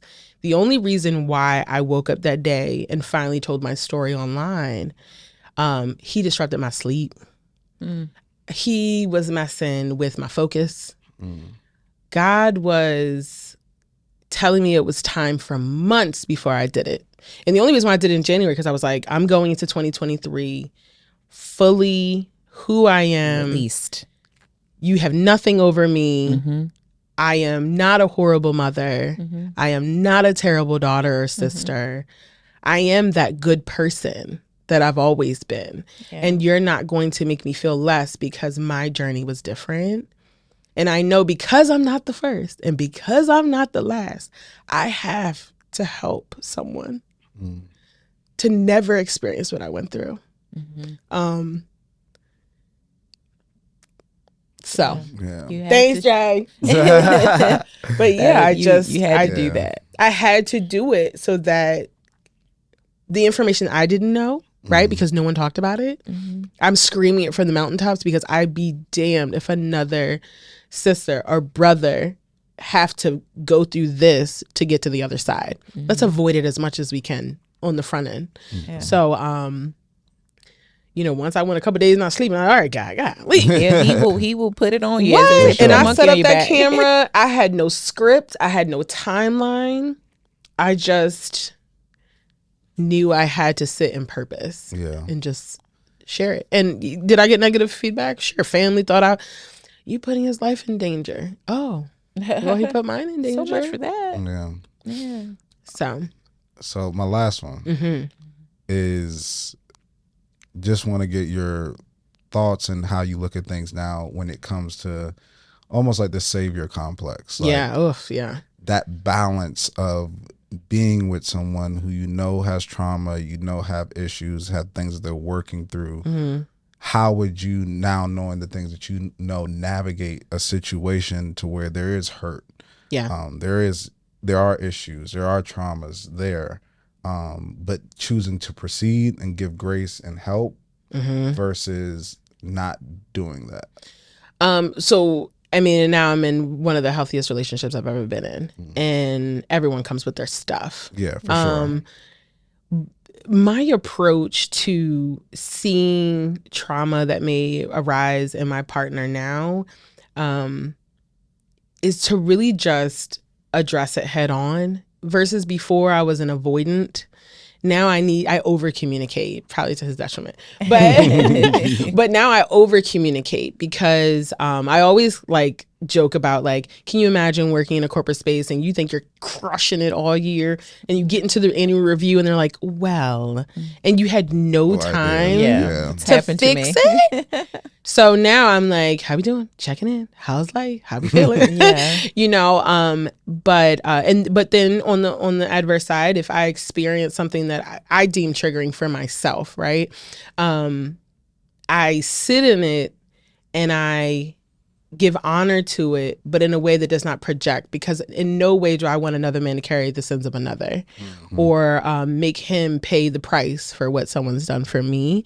So I just approach things with a willingness in a boundary. Like, this is as far as we can go. And if this is something that doesn't work for you, I'm okay with not being in it any longer. Versus the previous version of myself could not fathom someone being angry with me. Now I'm just more comfortable in my skin, and I realize that I'm a victim in someone's story. But I know me, and my children validate me by the way that they respond to conflict in life now. The people who have rallied behind me and stuck with me, like, I have an abundance of what I thought I was looking for in that one individual. And as a piggyback to that, it's okay. As a piggyback to that, specifically when it comes to domestic violence, in your opinion or from your experience, is that something that you think you could stay through and work through with somebody? Absolutely not. Absolutely not. If you don't, because I value my temple so much more than I did 6-7 years ago. And because I have such a high value in peace, that is my boundary. The disruption of any of those, amongst others, I mean, I got a list, right? But peace is so important because I work so hard to cultivate it within my home. And, you know, there's this one conversation I had with my oldest, right when he was like going back to school, I think over a break or something. And he was telling me about my fiance now. And he's like, when I walk in the house, I feel calm. I feel at peace. And I remember just bawling. I was bawling around Rhonda about it because I was like, I just want my babies to have peace. And I want them to see me so he can go off to school and like not worry about me. And my youngest not feel like, you know, how you got a kid where you're like, one's going to put me in a home and one's going to keep me. My middle one will keep me, y'all. And I need him not to, in a sense of to care for me. I want him to just thrive and live and check on me from time to time. But, you know, so I value peace so much now that if there were any disruption to that, it's a non-negotiable for me. And I get that more than anything because you also, there's just the physical damage will heal usually. Even some of the things you won't remember all the details. You'll either push them out or they'll just go out because we get older and we forget stuff. But I know that a lot of times just certain parts of the abuse will linger. They will linger for a very, very, very long time. And in a lot of ways, even in you, they will never, ever go away. I know that you had a lot of mom guilt, a lot of it. And a hard time even forgiving you because of that. Have you forgiven yourself? Are you holding on to some guilt still to this day? You know, if I was to give it a percentage, I would say about 10 to 15% versus before it was like 99.1. Okay. And I think that has a lot to do with the fact that now I have a daughter. Mm-hmm. And I look at her as a sign of God's grace and mercy on my life. Yeah. So if he's forgiven me in the decisions that I've made, then I can forgive myself. Good. Because that's so huge. Yeah, I think I do. I feel, even in saying it out loud, like I have forgiven myself, because now God has put me on a new mission with a Black girl. Yeah. You know, to every breath in my body, she'll never feel this. Yeah. She'll never know. Yeah. What it feels like. So good. Yeah. I mean, yeah. That's the part. Like when you almost transgress what you believe, you transgressing against self. Yeah. That is the hardest part of the recovery, no matter what the situation is. It was horrifying. I mean, and then to have to, you know, not only my family, the boy's father called me after everything came out. And, you know, our relationship being as co-parenting as it could be, why didn't you call me? And I was like, I don't think you rock with me like that because of, you know, our history. Yeah. And so him not making me feel like I'm a bad mother because his boys saw things that he would have never, you know. So it was a lot. It was a lot of work that I had to do because people weren't even holding me accountable. Yeah. Because they loved me. Yeah. Yes. So I had to do it. Mm-hmm. I had to do it. Good. Yeah. Good. You I'm on my Candace tip right now. Y'all see how these corners get? Y'all see how these corners get? The square. The little Candace square. That's so true. It's just so many layers to that, man. I mean, because I'm always processing. Like you said, I'm always I love processing, observing, processing, and even, you know, everything starts to piece itself together because Rhonda talks about, you know, how well she knows you. And the thing that she highlighted the most in your introduction was being a mom. Yeah. And throughout this whole conversation, the only time I've seen you shed any tears is when you're talking about your children, right? Yeah. And they saved me. If I really look at, you know, I remember my son like calling his Aunt Lauren and being like, Mom won't eat. And Lauren calling me and I was like, oh my gosh, I can't ever have him think that like I don't want to be here for them. And it changed the trajectory of my healing process for sure. For sure. So go ahead, I'm sorry. No, it just I can't imagine like going through everything you went through just on yourself is tough. But then, like you said, the experience with your kids, and now like this conversation has really gave me a different perspective, which this is all about. Yeah. Is not saying that, you know, what your kids saw or experience is in any way like good for them necessarily, but the process of working through it, and they see you getting through it, communicating with them, experience.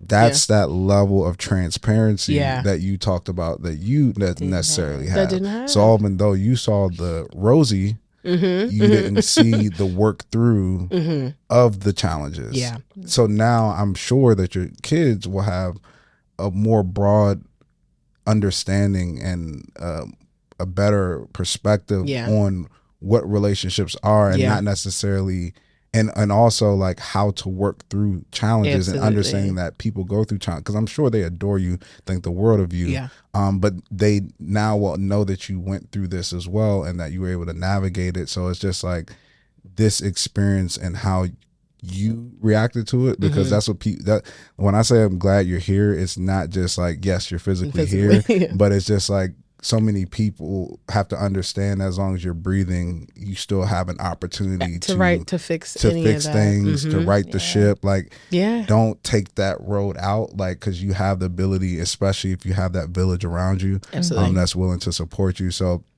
just kudos to you. Like I said, I'm glad that you're doing the work and have done the work. And that relationship with your kids, which I can tell you value so much, I do, is impacted in a positive way. My contribution to the world, and I've shared this with Rhonda in other conversations, is that like I am raising 2 boys that will become men, and I want that day that my daughter-in-law says thank you because I brought good men into this world. Yeah. So. And it's gonna happen. It's already happening. It's already happening. It's already happening. I know, he's amazing. With Reese. So it's going to happen. I wanted you to think about things that you would say to little Ambra, and because you do have Bo, but to the Ambra that you created, because I recently heard, and I don't remember where it was, I'll try to give credit for really good things, but I can't remember where I heard it. But like throughout our adult lives, most of the time we are constantly either talking to, speaking for, or protecting the little people in us. Yeah.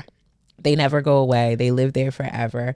And all the conversations aren't like warnings. You know, like I said, sometimes you're just speaking for them. Sometimes you are reminding them. They're like, you're okay, and you're great. And that little quirky thing you did is look how it's working out for us now. Now, like Dre's even talked about, like when I was little, the features that I had, people made fun of it. Now, boom, I done bagged them all. Hello, how about it? You know what I mean? Like, so sometimes it's those things too. But it made me think about that, thinking about this situation. Now being a mother of a daughter, I want to know, what would you say to little Ambra, and what are you saying, and maybe the biggest piece of advice that you're saying to the little Ambra you have, also known as Bo?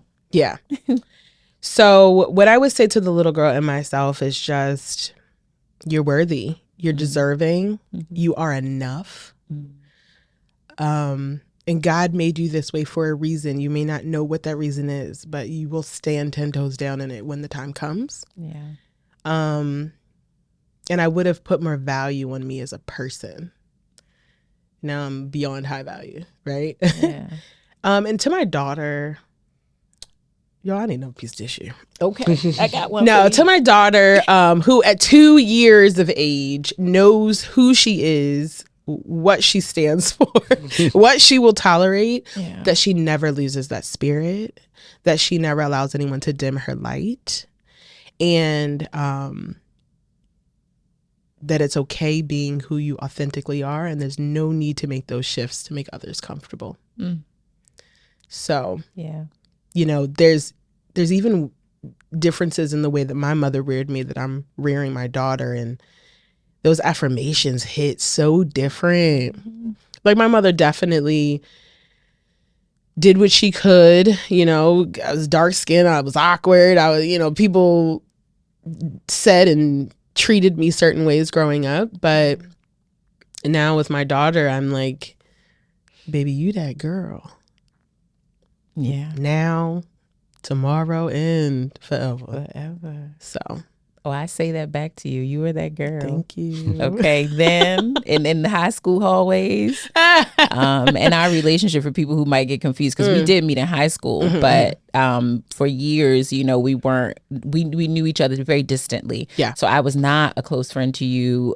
We weren't in friendship through this time, you know. So I didn't know, but trust, if I did, I'd have been right there with T and Natalie and Tosh and Sebastian. I'd have been, Sebastian, what's up? I'm on the west side with the East Coast energy. Like, what's up? You know, but we strengthened our friendship in more recent years. But you were her then. You were her at that time. You were her now, and you will be her forever. So I'm very, very proud of you. Thank you, love. I would never not tell you that for all the things, but this being the biggest one, because you saved your life, therefore saving the lives of your children. So I love you for that. I love you for that big time. And thank you for just being willing to do this. This is huge. Yeah. This is huge. I don't know that I could. I still sit in with some of the shame of the things that I'm like, I don't know if I'm ready for that yet. So this is huge, just to make this decision to share outside of the comfort of your own space. Yeah. I just don't want to hear another scenario that does not go in a positive way to your example. Experienced of a really close friend who lost a friend very similarly the same way here locally last year. And it's just no need for it. It's not. And there's no shame in being this level of vulnerable if it saves your life. Yeah, that's for sure. And I know that there are people, speaking of scenarios, who we get people writing about lots of things, but I bet that there are viewers, watchers, supporters who were in your scenario, are in that scenario right now, but just don't have it to write to us. Don't even want to put your name in an email to send to us. I pray that this is what you needed. And we're definitely going to share in the description and resources. Please, at a minimum, a hotline for you to call if you need help. There's so many resources out here. I'll talk to you. Look at that. Amber's information will be shared as well. I do it all the time. Because like you said, I don't want to hear a story. Dre doesn't want to hear a story. We don't want these to be the stories of our friends or family members, daughters, sons, whomever. But I pray that if you are a real lover and you're in this situation, you know that you can get on the other side of it, and you'll be happy for it. You'll be alive for it. Real talk. Just very simple as that. Very simple as that. And just because, I want to say this, and just because that love was not real love, you are deserving of it when it shows up. I think a lot of people that come out of a domestic violence situation blames love, and love isn't the culprit here. It's not. It's the person whom you chose to love is the culprit. So don't victimize love. And I think Maya Angelou, since we're figuring out quotes, this one just came to top of mind, is like, always love again, always. Oh. So that's something that I hold really near and dear to me. I love that. This whole thing, like I'm so processing, observing, open my eyes to a lot. I talk about relationships, consume stuff about relationships all the time, and this conversation even opened my eyes to new things and new ways of thinking about things. And I agree with everything that you said, especially how you ended it. Like, love is just, it's just amazing thing. Love is beautiful. It really is. It's so beautiful. Feels so good. Yes. But it's just not something to play with, man. It's dangerous. It's dangerous. And So don't dangerous. warp it. Don't change it. Love is pure. Love is beautiful. Love is God. And without confusion. Yeah. Yeah. So Yeah. Confusion wrapped in Always love love. is like a pig wrapped in a date. Yeah. like a bacon wrapped date. It's so sweet, but it's like, maybe that cholesterol going to increase. Okay. God, But- always love again. Always. Always. That's good. Thank you so much. You're welcome. Amber. Thank Bye, you y'all. so much.